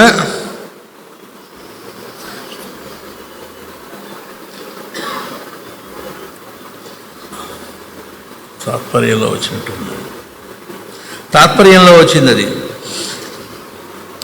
కనుక బలరాముడు, భీముడు, అర్జునుడు మున్నగు మహావీరుల శస్త్రాస్త్ర విద్యల పాండిత్యము వంకబెట్టి వారి మాటున అభిప్రాయముల రూపమున అంతర్యామి అయ్యుండి మహాయుద్ధము కల్పించి దుష్ట సంహారము చేసి భూమి బరువు పోగొట్టెను.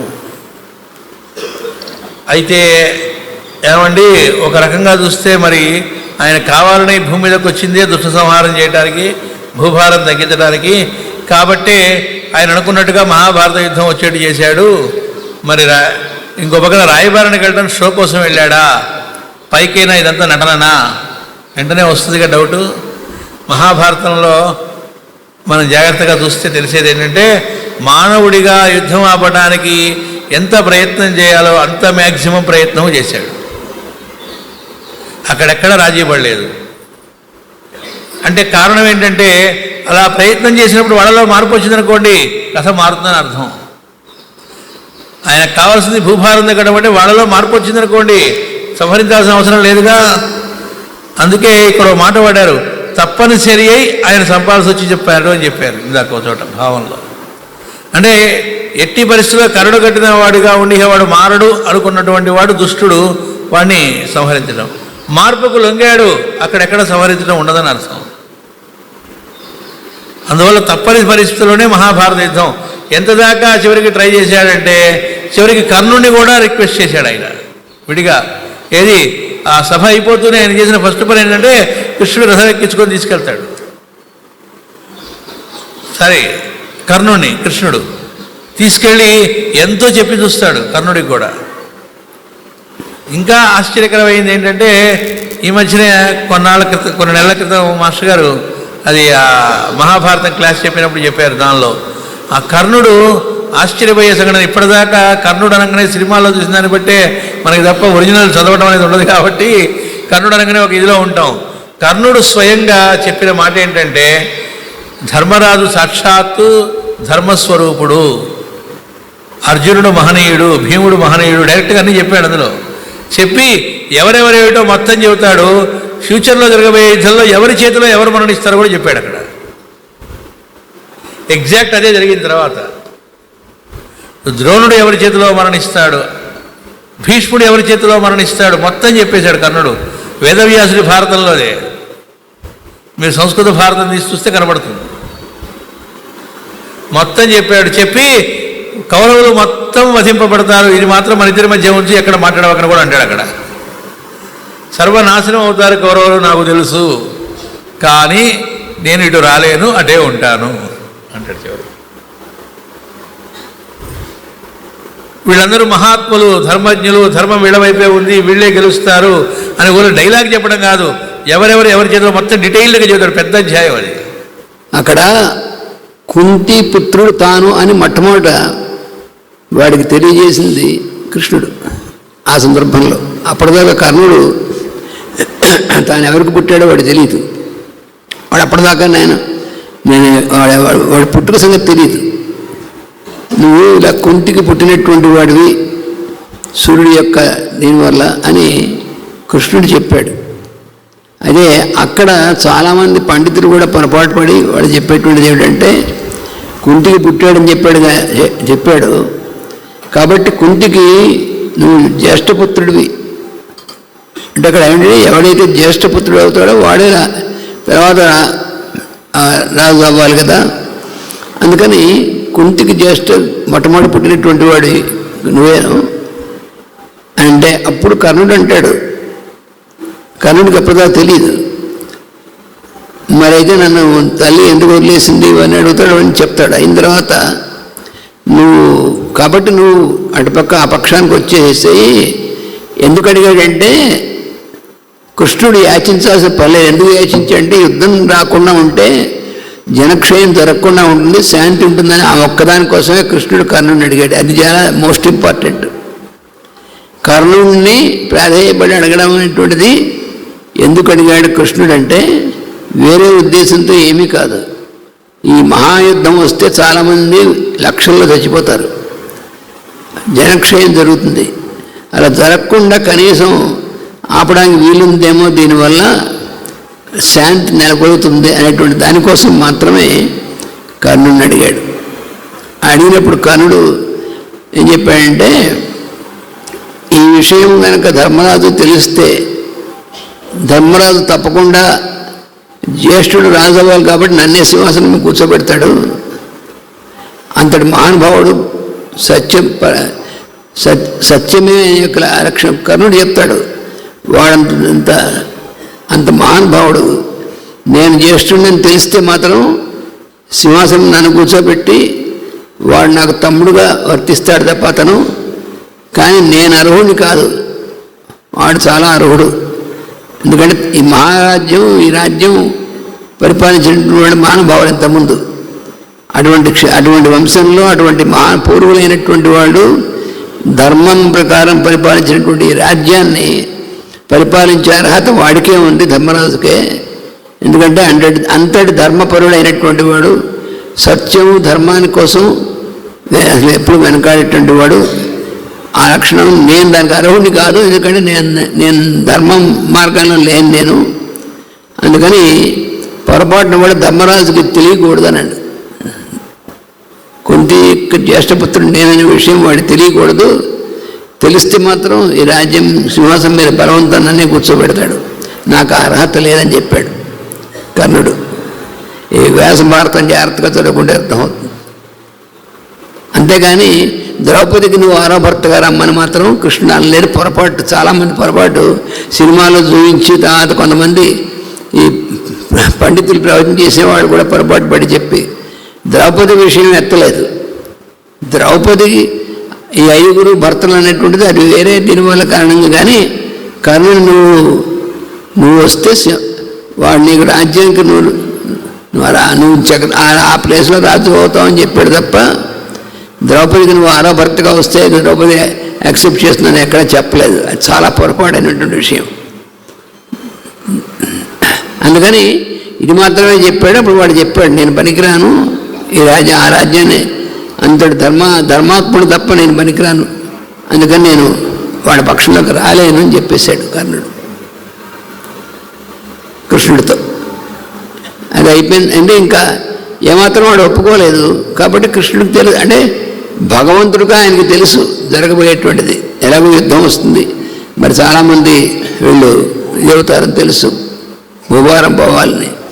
కానీ మానవుడిగా తన ప్రయత్నం చేశాడు యుద్ధం రాకుండా ఆపడం కోసం. ఆ ప్రయత్నంలో భాగంగా కర్ణుడితో మాట్లాడాడు. అప్పుడు ఇదే చెప్పాడు. అప్పుడు కర్ణుడు ఒప్పుకోలే, నేను అటు రావడానికి అవకాశం లేదన్నాడు. ఆ తర్వాత ఆ కృష్ణుడితో మాట్లాడి అయిపోయిన తర్వాత కుంతిని వెళ్ళి కలిశాడు. అప్పుడు కుంతి తెలుసు, కుంతికి కూడా కృష్ణుడు కర్ణుడికి ఈ రహస్యం చెప్పాడు, కుంతికి తెలియప్పటికి.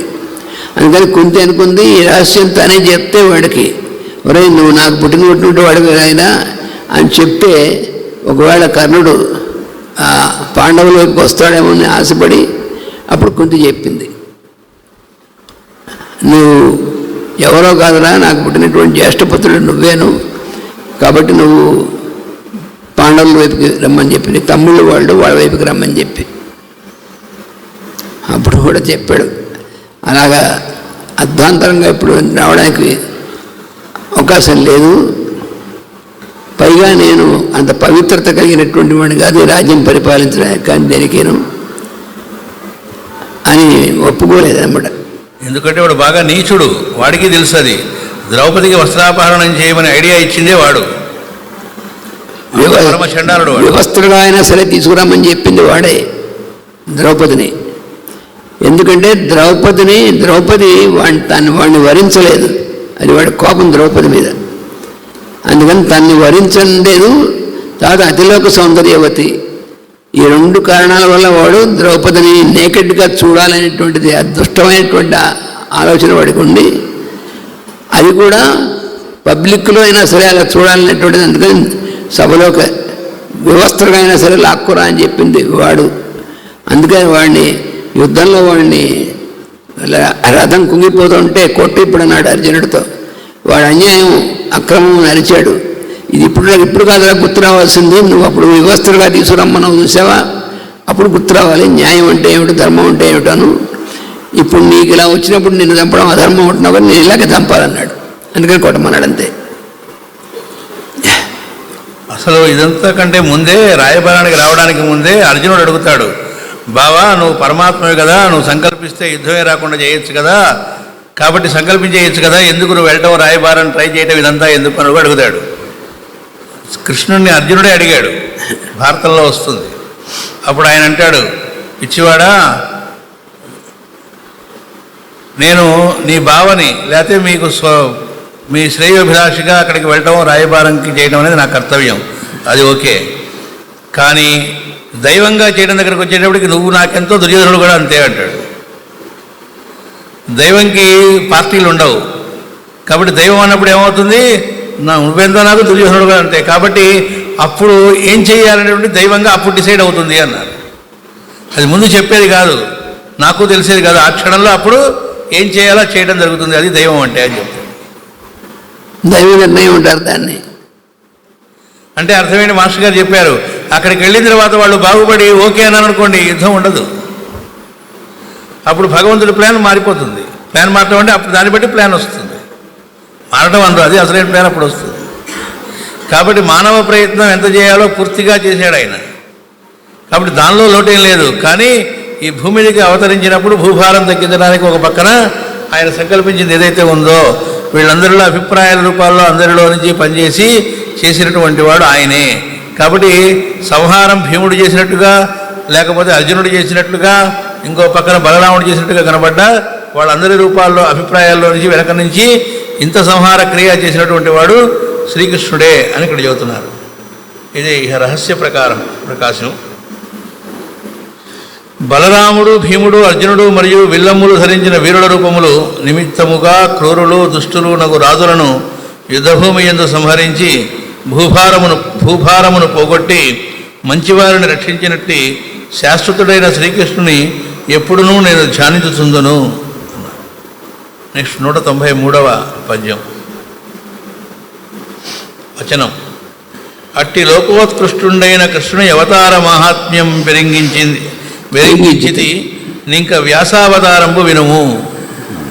ప్రతి యుగమందు సంకుచిత భావులు, అల్పతరాయువుల్, సుదుర్గతికులు నైన మర్చులకు అగమ్యములున్, స్వకృతంబులు సుశాశ్వతములునైన వేదతరు శాఖలుదా విభజించి నట్టి సన్నుతుడు పరాశర ప్రియతనూజుడు నా హరి పుట్టెన నర్మిలిన్.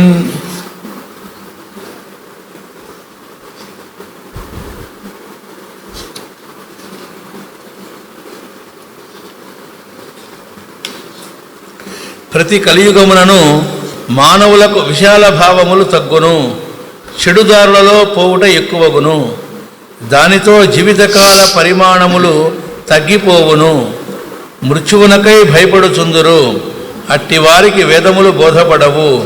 అవి ఎవరి చేతనూ రచింపబడక సొంతముగా పుట్టినవి, ఎల్లప్పుడూ నిలుసునవి. వానిని కలియుగ మానవులకు అర్థమగునట్లుగా చక్కని శాఖలుగా విభజించి పురాణ కథలుగా నిమిడ్చి ఇచ్చుటకు పరాశరుని పుత్రుడైన వ్యాసుడను బిరుదుతో విష్ణుడు అవతరించెను. ఇది రహస్య ప్రకాశం. ఇంకా వ్యాసావతారము గూర్చి తెలిపెదను. ప్రతి యుగము చివరను మానవులు సంకుచిత స్వభావులు, అల్పాయువులు, కష్టములను కొని తెచ్చుకుని వారును అగుదురు. అట్టి వారికి వేదము బోధపడని దగును. అట్టి దురవస్థ సంభవించినప్పుడెల్లా నారాయణుడు వ్యాసుడై దిగివచ్చి శాశ్వతములైన వేదవృక్ష శాఖలను స్వయముగా విభజించి పెట్టును. ప్రస్తుతము పరాశర మహర్షి పుత్రుడే అవతారమూర్తి అయిన వ్యాసుడు. వ్యాసుని యొక్క అవతారాన్ని గురించి ఇక్కడ తెలియజేస్తూ ఉన్నారు. ప్రతి కలియుగము చివరను మానవులు సంకుచిత స్వభావాలు అవుతారు అంటున్నారు. ప్రతి కలియుగం అంటే ఇది ఎప్పుడు కూడా ఒక సైక్లిక్ ఇదనమాట. ప్రతిసారి ఒక మహాయుగం ఉంటుంది. ఆ మహాయుగం అనేటువంటి దాంట్లో ఈ 4 యుగాలు వస్తాయి. కృతయుగం, త్రేతాయుగం, ద్వాపరయుగం, కలియుగం. మళ్ళీ కలియుగం అయిపోయిందో మళ్ళీ కృతయుగం వస్తుంది. ఎందుకంటే ఒక మహాయుగం అయిపోయింది కదా, మళ్ళా కృతయుగంతో మళ్ళీ తర్వాత మహాయుగం ప్రారంభమవుతుంది. అలాగా మహాయుగాలు అనేటువంటివి 4 యుగాలు కలిపినటువంటిది ఒక మహాయుగం. కాబట్టి ఆ మహాయుగం అనేటువంటిది ప్రతి కలియుగంలోనూ, అందుకని ఇక్కడ చెప్పారనమాట, ప్రతి కలియుగము చివరను మానవుడు సంకుచిత స్వభావాలు అంటే కలియుగం క్రమంగా చివరికి వస్తున్న కొద్దీ మానవుల్లో సంకుచిత స్వభావము, అల్పాయువులు, కష్టములు కొని తెచ్చుకున్నవారు, ఈ 3 లక్షణాలు పనిచేస్తాయి కలియుగంలో. అంటే కలియుగం అడ్వాన్స్ అవుతున్న కొద్దీ ఇవి ఎక్కువ అవుతాయి అని విరమించేటువంటిది. అది ఆ యుగం యొక్క లక్షణాలు అనేటువంటి పనిచేస్తాయి. అందుకే ప్రతిసారి కలియుగం వచ్చేప్పటికి ఇలాంటివి ఉంటాయి. ప్రతిసారి కూడా మనకి అనిపిస్తుంది ప్రతిసారి ఎలా ఉంటుంది, ఇలా దాని లక్షణం అది. ప్రతి యుగానికి ఆ లక్షణాలు ఉంటాయి, అవి వర్తిస్తూ ఉంటాయి అని ఇక్కడ చెప్పింది. అంటే ప్రతి యుగంలో కూడా కలిగి ఉంటాడు. కానీ కలియుగంలో అతని ప్రభావం ఎక్కువగా ఉంటుంది. అయితే కలియుగంలో కూడా కలిసి సొక్కకుండా జీవించవచ్చు మాస్టర్. లేకపోతే ఇంకా దాని ప్రభావం ఆటోమేటిక్ అనుకున్నప్పుడు ఇంకా సాధన చెప్పుకోవడం ఏమి ఉండదు కదా. కాబట్టి ప్రతి యుగంలోనూ కలిని దమించి లేకపోతే ఆ కలిసి సొక్కకుండా జీవించడం అనేటువంటిది చేయవచ్చు అనేది ఉంది. సరే, ఇంతకీ ఇక్కడికి వచ్చేటప్పటికీ అల్పతరాయువులు దానికి కూడా కారణం చెబుతున్నారు. అల్పాయువులు అని ఇక్కడ తాత్పర్యంలో ఇచ్చారు. అక్కడ ఇచ్చారు ఓ మాట, జీవితకాల పరిణామములు తగ్గిపోవును.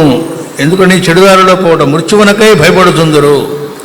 అనుక్షణం మృత్యువు గురించి భయపడుతూ ఉన్నట్ట అంటే జీవించమని జీవితం ఇస్తే మృత్యువుని గురించి భయపడుతున్నట్ట అంటే లైఫ్ స్పాన్ తగ్గించుకుంటున్నాను అర్థం. అంటే జీవించడానికి ఇచ్చిన దానిలో ఎక్కువ కాలం జీవించడానికి బదులుగా మరణంలో మృత్యువు గురించి ఆలోచిస్తున్నా అంటే మరణించినట్టే లెక్క. అంటే ఇచ్చిన లైఫ్ స్పాన్ కూడా సద్వినియోగం చేసుకోవట్లేదు అని అర్థం. దీన్నే మాస్టర్ గారు మనకు తెలియజేశారు. ఏమనంటే రమణ మహర్షి వారి ఆశ్రమంలో ఉండేటువంటి వ్యక్తులు ఎవరో ఒకసారి ఊళ్ళో ఎవరో చనిపోతే ఆ శవాన్ని మోయడానికి వెళ్ళొచ్చారట. అయిపోయింది, మోసారు, వచ్చేసారు. అది కొద్దిగా చలికాలం. వాళ్ళు వచ్చిన తర్వాత డిస్కస్ చేసుకుంటున్నారు ఇద్దరు. అరే, మనం స్నానం చేసి కానీ వెళ్ళి మహర్షి వారిని చూడడానికి వీల్లేదని ఒకడు, ఇక్కడ ఏం అక్కర్లేదు, అన్నిటికీ ఏం పర్లేదు, స్నానం చేయకుండా అయినా చూడొచ్చు, వెళ్ళొచ్చు, లేదు కళ్ళు పోతాయని ఒకడు. ఇంతకీ చలికాలం కదా, స్నానం చేయ బుద్ధి కావట్లేదు ఒకడికి, కాదు చేద్దామని ఒకడు. వీళ్ళు ఇలా చేసుకుంటూ ఉండగా ఆయన రాని వచ్చాడు. అక్కడికి వచ్చి చూశారు, అక్కడ మాస్టర్ గారు కళ్ళు పోతాయంటే ఎవరివి అన్నారు మాస్టర్ గారు. అక్కడ మాస్టర్ గారికి పోతాయా అని. సరే, ఆయన వచ్చి ఏమిట్రా దేని గురించి డిస్కస్ చేసుకుంటున్నానన్నట్ట. ఏం లేదండి, శవాన్ని మోసొచ్చాము, నేనేమో స్నానం చేయాలని వీడు చేయకూడదు అక్కర్లేదని డిస్కస్ దాని గురించి మేము ఆర్గ్యూ చేసుకుంటున్నాం అన్నట్ట. ఇవాళ ఈ డౌట్ కొత్తగా ఇవాళ ఎందుకు వచ్చింది అని వెళ్ళారట ఆయన. మాస్టర్ గారు అంటారు, మహాత్ములు ప్రశ్నకి ఆన్సర్ ఇవ్వట, మళ్ళీ ఒక ప్రశ్న వేస్తారంటే ముట్టించి వెళతారని అర్థం. ఆటోమేటిక్గా తర్వాత అది వెలుగుతుంది. ఏంటి ఇలా అంటారు, రోజు మనం శవమే మోయట్లేదు కదా, ఇవాళ కొత్తగా ఈ డౌట్ ఎందుకు వచ్చిందంటాడేమిటే అనుకున్నారట. ఆయన వెలిగిస్తేనే మళ్ళీ ఆన్సర్ అయినా వచ్చేది లోపల నుంచి, ట్యాంగన్ లోపల నుంచి కొట్టిందిట. అంటే రోజు మనం జీవిస్తున్నాం అనుకుంటున్నాం కానీ అనుక్షణం మనం జీవించట్లేదు కాబట్టి ఈ శవాన్నే మోస్తున్నాం. ఈ దేహం అనే శవము ఇది శివంగా మనం ఉంచుకోవట్లేదు కదా మంగళకరంగా. చక్కగా జీవించండి రాని జీవితాన్ని ఇస్తే ఆ ఇచ్చిన సమయాన్ని కాల్చుకోవడం అంటే ఇంకొకళ్ళ గురించి చెడుగా వర్ణించుకోవడానికో, ఇంకొకళ్ళ గురించి చెబుతుంటే చమ్మగా వినడానికో, లేకపోతే ఏ పర్పస్ కోసం ఈ జీవితాన్ని ఇచ్చారో అది తప్ప మిగతా వాటన్నిటిలో చాలా బిజీగా ఉండి మాకు కుదరట్లేదు వాటిల్లోకి అనేది ఏదైతే ఉందో అదే అసలైన మృత్యువు.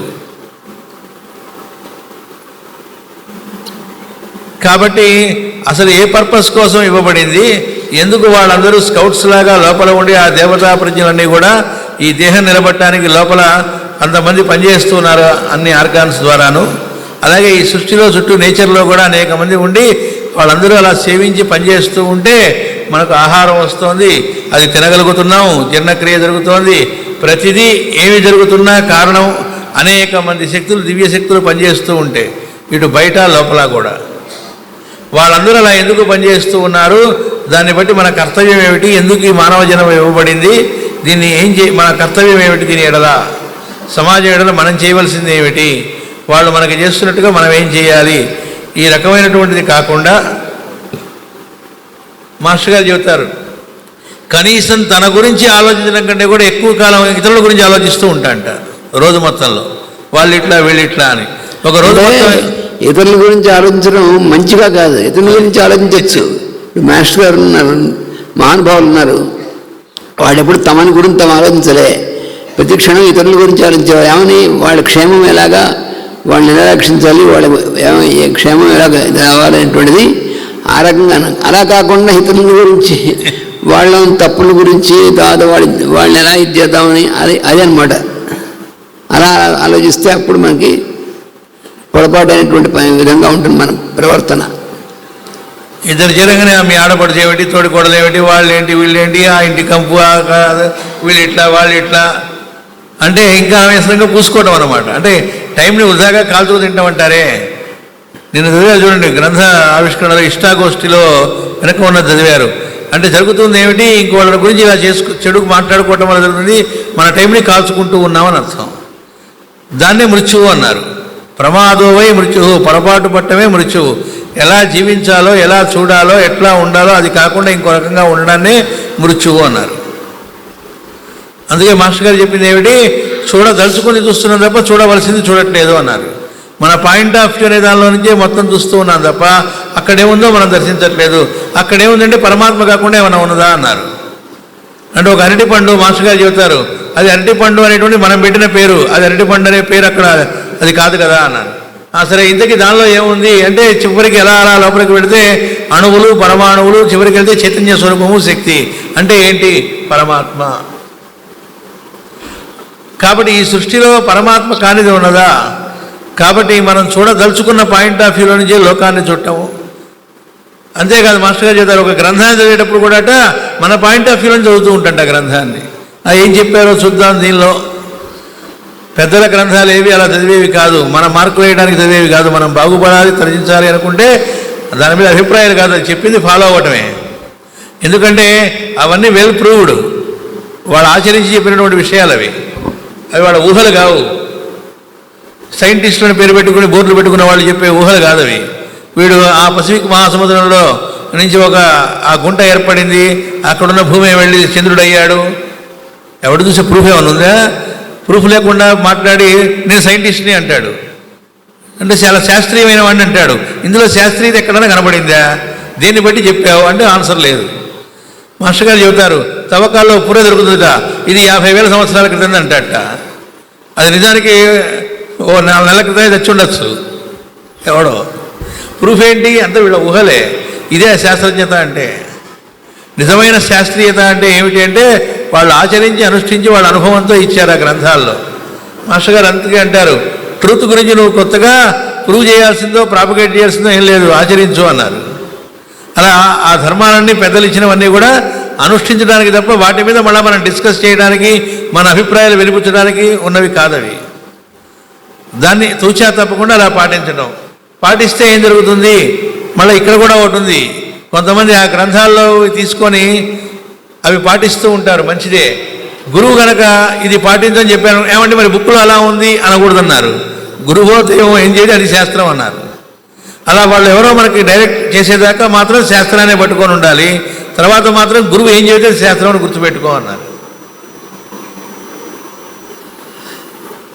ప్రమాణం ఎవరు? గురువే అవుతాడు, అప్పుడు దైవం అవుతారు. గురువు గారు టిఫిన్ చేసినానైనా పూజలో కూర్చుంది కానీ అన్నారు అనుకోండి, చి గురు పూజలట, టిఫిన్ చేసి వచ్చి పూజలో కూర్చోమంటారు ఏమిటి, ఆహారం తీసుకొని పూజలో కూర్చోవడం ఏమిటి, వీళ్ళకేం తెలుసు అసలు అనిపిస్తుంది లోపల ఒక్కోసారి. శాస్త్రంలో ఏముంది, ఏ శాస్త్రంలో ఉంది ఆహారం తీసుకోకుండా కూర్చోమని అడిగామనుకోండి, ఆన్సర్ లేదు. అంటే వీడు అనుకునే శాస్త్రం అనుకున్న వాటిలో ఏమీ లేవు.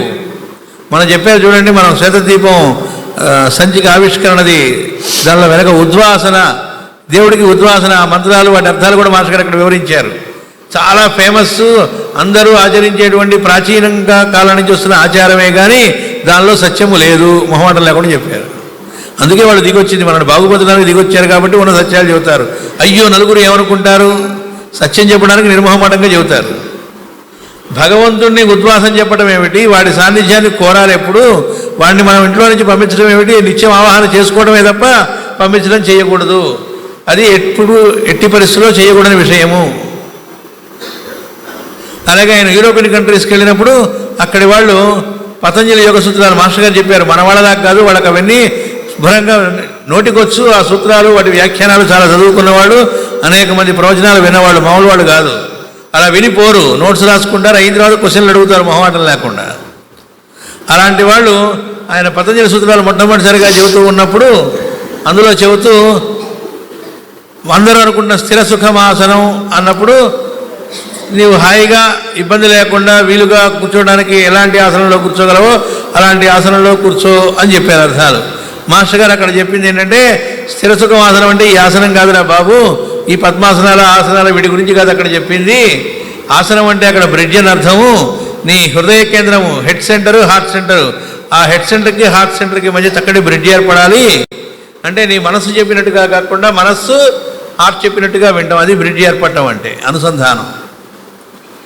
ఆ మాట చెప్పగానే అందరూ గొల్లుమని లేచారు ఒకసారిగా, ఏంటి ఇలా చెబుతారు అన్నట్టుగా. అలాగే ప్రాణాయామం గురించి కానీ మాస్టర్ గారు చెబుతున్న వాటికి మొట్టమొదటిసారి ఆయనే చెప్పారు. ఓ వాళ్ళు లేచారు, కంగారు పడవాకనే మొత్తం ఎక్స్ప్లెయిన్ చేసాం, నెమ్మదిగా బ్యాచ్లు తయారైనాయి. అంటే ఎందుకు చెప్పారంటే సెన్సేషనలిజం కాదు, ఉన్నది తెలియజేయడానికి, నిర్మోహమాటంగా తెలియజేయడం అనేటువంటి చేస్తారు. వాళ్ళు వచ్చిందే మనం పొరపాటు పడుతున్న దానిలోంచి కరెక్ట్ మార్గంలోకి వెళ్ళడానికి. కాబట్టి వాళ్ళు ఎక్కడా రాజీ పట్టం ఉండదు.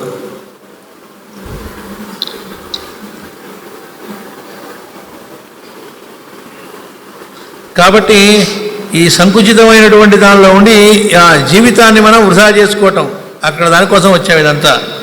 కాబట్టి ఇంకా ఏం చేస్తూ ఉంటాం, మనం బాగుపడడానికి గ్రంథాలు ఇస్తే దాన్ని బాగుపడడానికి ఆచరించడానికి కాకుండా విమర్శించడానికి మొదలు పెడతాం. మహాభారతంలో ధర్మరాజు ఇలా చేశాడు కరెక్టేనా, అశ్వత్థామ హత అన్నట్ట, కృష్ణుడు చెప్పమన్నట్ట, కృష్ణుడు చేసింది కరెక్టేనా, లేదా రామాయణంలో ఏదో తీసుకొని వాళ్ళని నివసించడం కరెక్టా రాంగా అంటే మన మైండ్ వాటిల్లోకి పోతుందని అర్థం. కానీ అటుపక్కన మాస్టర్ గారు అన్నారు, అసలు ఇంకొంతమంది ఏమో రాముడు అసలు ఉన్నాడా, ఇది నిజమేనా, మాస్టర్ గారు ఒకటే చెప్పారు ఏంటంటే, ఆ పక్క వాటిల్లోకి వెళ్ళవాకండి, కనపడుతూనే ఉన్నాయి కదా, పితృవాక్య పరిపాలన చేశాడు, ఏకపత్ని వ్రతం ఉన్నది, సోదరుల ఎడల ఎలా ఉన్నాడు, తను నమ్ముకున్న వాళ్ళ ఎడల ఎలా ఉన్నాడు, ప్రతి వాళ్ళతో ఆయన ప్రవర్తించిన తీరే, వానరులతో ఎలా ప్రవర్తించాడు, పక్షులతో ఎలా ప్రవర్తించాడు, ఋషులతో ఎలా ప్రవర్తించాడు, అంటే ఎన్ని నేర్చుకునే విషయాలు ఉన్నాయి. అవి మనం మానేసి అంటే విమర్శలోకి ఎందుకు వెళ్తున్నాం, ఆచరించదలుచుకోలేదు కాబట్టి అన్నారు మాస్టర్ గారు. అందుకే ఒక ఆవిడ వచ్చి, ఏమంటే రామాయణంలో కొన్ని విషయాలు మీతో చర్చిద్దాం అనుకుంటున్నాను, అవి చర్చించి మీతో దగ్గర తెలుసుకొని బయట విమర్శలు చేస్తున్నారు కొంతమంది, వాళ్ళకి బాగా గట్టిగా రిప్లై ఇవ్వాలి, నేను అందుకోసం మీతో డిస్కస్ చేద్దాం అనుకుంటున్నాను, చర్చిద్దాం అనుకుంటున్నాను. మాస్టర్ గారు వెంటనే అన్న ఆన్సర్ ఏంటంటే, వెంటనే స్పాంటేనియస్గా అన్నట్ట, పుట్టి బుద్ధి జరిగినప్పటి నుంచి నాకు రామాయణంలో ఆచరించే విషయాలు కనబడ్డాయి తప్ప చర్చించే విషయాలు నాకేం కనబడలేదమ్మా, అలాంటి వాళ్ళు ఎవరైనా పండితులు ఉంటే వెళ్ళి వాళ్ళతో చర్చించుకో అని చెప్పారు. వాళ్ళు ఎలా జీవించి చూపెట్టారు, బాగుపడడానికి ఏమి ఇచ్చారు, అవి ఇస్తే వాటిని ఆచరించుకోవడం కాకుండా డిస్కషన్లోకి వెళ్ళామనుకోండి టైం కిల్ చేసుకోవటమేగా. అంటే అంత పవిత్ర గ్రంథం మన చేతికి వచ్చినా మనం ఉపయోగించుకోవట్లేదని అర్థం. ఇలాంటి అద్భుతమైన విషయాలు మాస్టర్ గారు మనకి ఇచ్చారు. మేము కొనుక్కున్నామండి పుస్తకాలు, మీరు చెబుతుంటే ఆ బుక్లో ఈ విషయం ఉందా అని అర్థమవుతూ ఉన్నది. అంటే ర్యాక్లో ఉన్నాయి. అందుకని మాస్టర్ గారు ఏం చెప్పారంటే, ఇప్పుడు ఈసారి మనం పుస్తకాలు ఇచ్చేటప్పుడు వాటిలో సోర్స్ కూడా ఇవ్వండి అన్నారు. ఇప్పుడు కొత్తగా కంపేర్ చేసి కొన్ని పుస్తకాలు మాస్టర్ గారు ఈ సెంటరీ సందర్భంగా ఇస్తున్న వాటిల్లో ముందు సోర్స్ ఇవ్వలేదు కొన్నిటికి, ఆ తర్వాత వస్తున్న వాటికి బ్రాకెట్లో అది ఏ గ్రంథంలో మాస్టర్ గారు ఎక్కడ చెప్పారో అది కూడా ఇవ్వటం మొదలెట్టాం. అంటే ఉద్దేశం ఏంటంటే ఈ థాట్ చదవటం వల్ల చిన్నదిగా ఉంటుంది కాబట్టి చదువుకొని ఓహో ఈ పాయింట్ చెప్పారా దీన్ని మొత్తం చూద్దామని చెప్పి ఆ గ్రంథంలోకి పెడతారు అని ఉద్దేశం. అది మాస్టర్ గారి ఉద్దేశం ఏమిటంటే మనం బాగుపడటానికి ఆయన అంతగా ఇచ్చారు, దాన్ని సద్వినియోగం చేసుకోండి, టైం వేస్ట్ అవ్వకుండా. మొత్తం చదవలేవండి అనుకున్న వాళ్ళు ముందు ఏదైనా చదువుతారు, లేదా ఈ చదువుకొని దీనిలో నుంచి గేట్ వేలాగా దానిలోకి వెళ్ళడానికి అవకాశం ఉంటుంది అని. అప్పుడు కూడా సహజం వస్తారు కొంతమంది వచ్చి, కొత్తగా మీరు వేస్తున్న పుస్తకాలు ఏముందండి అన్నీ మాస్టర్ గారి పుస్తకాలు అని అవిలాగి యూపీకి మళ్ళీ ఇంకో ప్రయోగం ఇంకో పుస్తకంగా వేస్తున్నారు, అవి ఉన్నాయండి దండగా మళ్ళీ ఎందుకు వేయడం టైం వేస్ట్. అంటే ఆ రూపంలో కూడా మాస్టర్ గారే, అది సాధన, అది వేరే సంగతి. కానీ ఉద్దేశం మాత్రం ఏమిటి అంటే ఏదో రూపంలో ఒక గేట్వే లాగా మాస్టర్ గారి థాట్స్ అంటే ప్రచారం చేయడానికి కాదు, మనం బాగుపడడానికి ఉన్న లైఫ్ స్పాన్ని మనం కోల్పోకుండా దాన్ని నిజంగా సద్వినియోగం చేసుకొని జీవించే క్షణాలు ఎక్కువగా ఉండి మనం మృత్యువులోకి వెళ్ళేటువంటి క్షణాలు తక్కువగా అయిపోయేది మినిమైజ్ అవ్వాలి. ఎందుకని ఎవరిని కదిలిచ్చినా మాకు జాబ్ టెన్షన్లో ఉన్నామండి, ఆ టెన్షన్లో ఉన్నాం, రోజు ఫోన్లు వస్తాయి మాస్టర్ గారికి. వాటన్నిటికీ సొల్యూషన్ వేటిల్లో ఉంది. ఉదయం చెప్పారు కదా, ప్రేమలేఖలు పుస్తకం తీసుకొని రోజుకో లేక కుటుంబం అంతా కూర్చొని ఒక్క 10 నిమిషాలు కేటాయించి ఏదో టైము రోజు మొత్తంలో ఒక 10 నిమిషాలు కేటాయించి దాన్ని అలా చదివితే చాలు, వాళ్ళ సమస్యలన్నిటికీ ఆన్సర్ వాటిల్లో ఉన్నాయన్నారు. అది ఎప్పుడు చెప్పారు? ప్రేమలేఖలు చదువుతున్నప్పుడు. మళ్ళీ మొన్న లెసన్స్ అని గీతా తీశారు, అది చదువుతున్నప్పుడు ఆయన ఉండబట్టలేక ప్రూఫ్ చూడమంటే ఆయనకి ప్రూఫ్ చాలా కాలం పట్టింది. ఎందుకు పట్టింది అంటే ఆ ప్రూఫ్లో నుంచి మర్చిపోయి అందులోకి వెళ్ళిపోయి మునిగిపోవడంలోకి వెళ్ళడం జరిగింది. తప్పదు, అంతే. ఆ గ్రంథాలు అలాంటివి. అంటే అంత సొల్యూషన్ దానిలో ఉంది.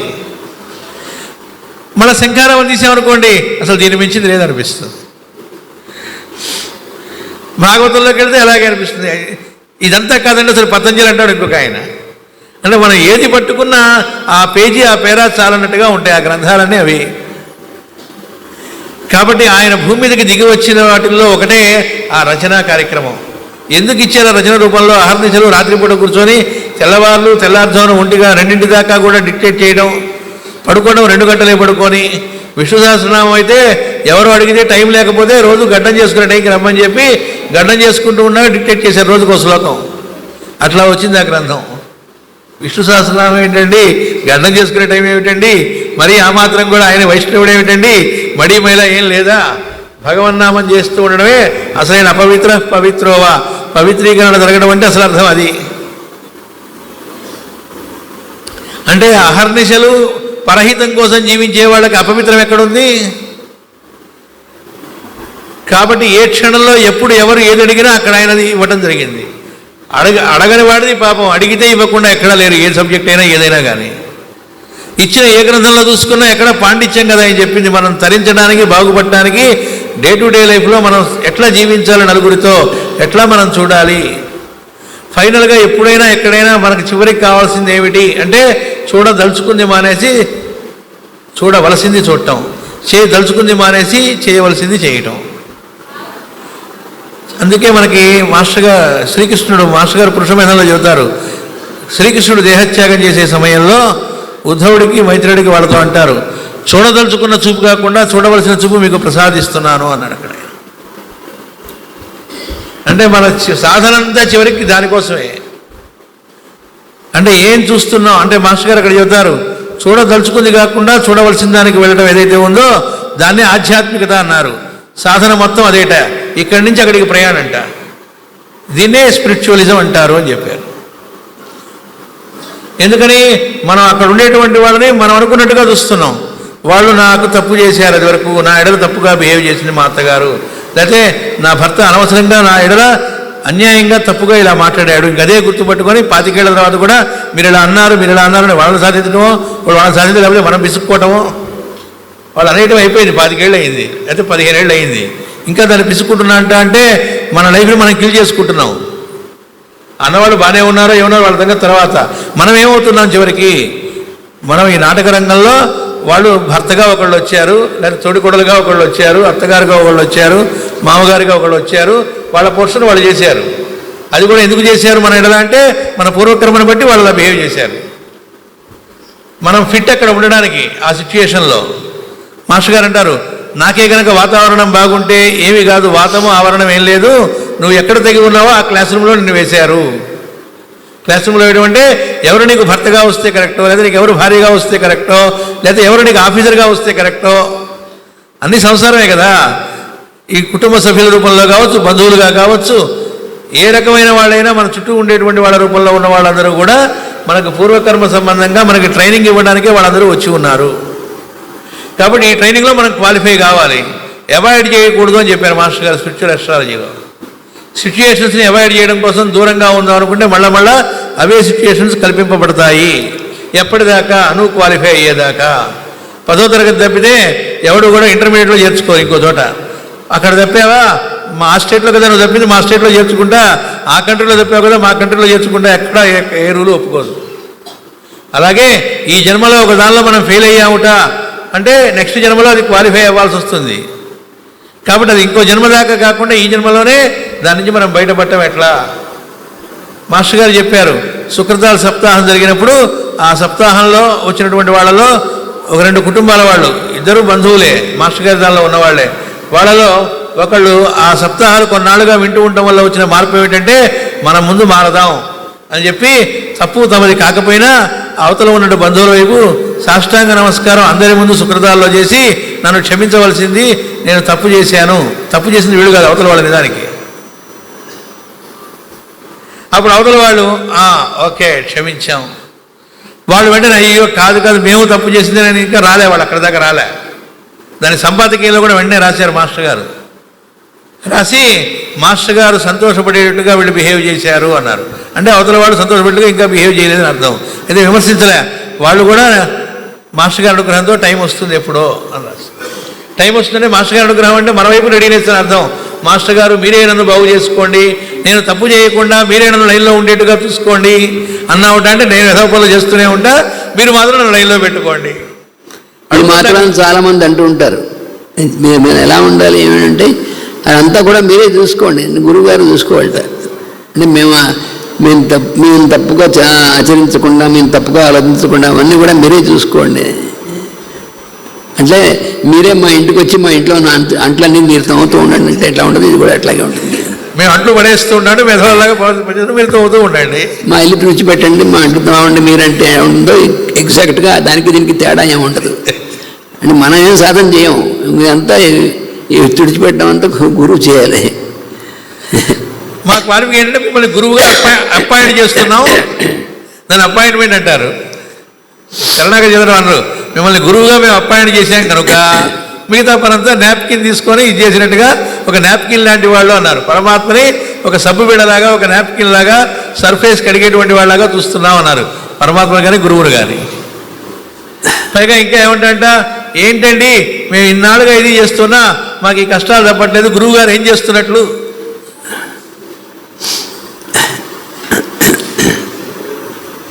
అంటే మనం చేసుకున్న కర్మకు మనకు వచ్చినాయి, మనమే కొని తెచ్చుకున్నవి అనిపించదు.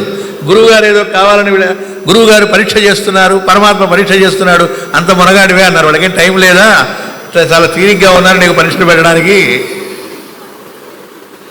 పరీక్షలు పెట్టడం లేకపోతే తప్పులు పడడం ఈ కుక్క బుద్ధులని మానవుడిదే అన్నారు మాస్టర్ గారు. పరమాత్మ ఎప్పుడు ఎవరిని ఎలా ఉద్ధరిద్దామా, ఇంకా దివ్యత్వంలోకి ఎలా తీసుకెళ్దామా అనడానికి సిద్ధంగా ఉంటారట. దానికి వాళ్ళు ఏం చెబుతున్నారో దానిలోకి మనం ప్రవేశించడం కాకుండా వాళ్ళ దగ్గరికి వెళ్ళి, మహారాజు దగ్గరికి వెళ్ళి బీరకాయ సొరకాయని అడిగినట్టుగా వాళ్ళ దగ్గరికి వెళ్ళి మనం ఎంతసేపటికి మాకు పిల్లల్ని ఇవ్వండి, లేకపోతే మా పిల్లలు పెళ్ళి అయ్యేట్టు చూడండి, లేకపోతే మాకు బిజినెస్లో కలిసి వచ్చేట్టు చేయండి, తప్ప అంటే ఒప్పు మాత్రం కాదనని. ఎందుకంటే దానికోసం, అందుకే మాస్టర్ గారు చెప్పిందంటే పరమ గురువు లేనంత వరకు ప్రత్యక్షంగా ఎందుకు కనబడరు అంటే కనబడితే మనం ఇవే అడుగుతాం కాబట్టి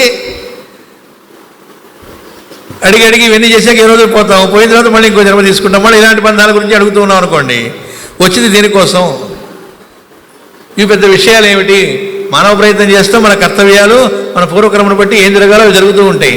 మాస్టర్ గారు యోగ ప్రసంగాలు అవుతుంటారు, ఇంట్లో రోగాలు వస్తూ ఉంటాయి, ఒక్కోసారి పాములు వస్తూ ఉంటాయి, లేకపోతే ఏవో సమస్యలు వస్తూ ఉంటాయి, దేహాలు పోతూ ఉంటాయి, వాటి పని అవి చేసుకుంటూ వెళ్తుంటాయి.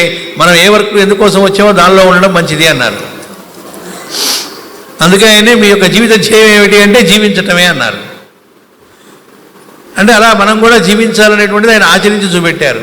అందుకే నేను దిగి వచ్చింది వెర్రి భక్తితో పూజలు అందుకోవడానికి నేను దిగి రాలేదు మీ చేత, నేను ఆచరించి చూపెట్టి మీ యొక్క కర్తవ్యం మీరు చేస్తూ ఉంటే ఆ కర్తవ్య నిర్వహణలో మీ కర్తవ్య సిద్ధిలో నేను మీకు కనబడాలి అని చెప్పారు.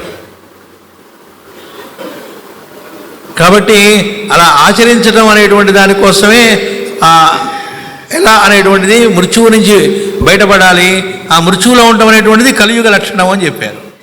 అది కలి అనేటువంటి లక్షణం ఏమిటంటే ఆ సంకుచితంలోనే ఉండి ఇచ్చిన జన్మను కూడా పూర్తిగా ఖాళీ చేసుకుని మృత్యువుకే ఎక్కువ కేటాయించడం. మాస్టర్ గారు ఫైనల్గా దీనికి ఏం చెప్పారంటే ఆ చివరిలో యమభటులు వస్తారట, యమధర్మరాజు రావక్కర్లేదు మన దాకా మనం లేపడానికి. ఒక చిన్న భటుడిని పంపిస్తే అలా లాగుదాదుకుని టుపుక్కలు ప్రాణం పోతుందట. వీడేమిట్రా ఇంత ఈజీగా వచ్చేసింది, ఎంతో కష్టపడాలనుకున్నాం అంటే వాడికి అప్పుడు అర్థమవుతుందట ఏంటంటే 100% ఆల్రెడీ చచ్చున్నాడు వీడు, బ్రతకరాని జన్మిస్తే వీడు మన పని వాడు చేసి పెట్టాడే విట్రా అనుకుంటాడట వాడు. వాసుదేవ ఇప్పుడు వెంటనే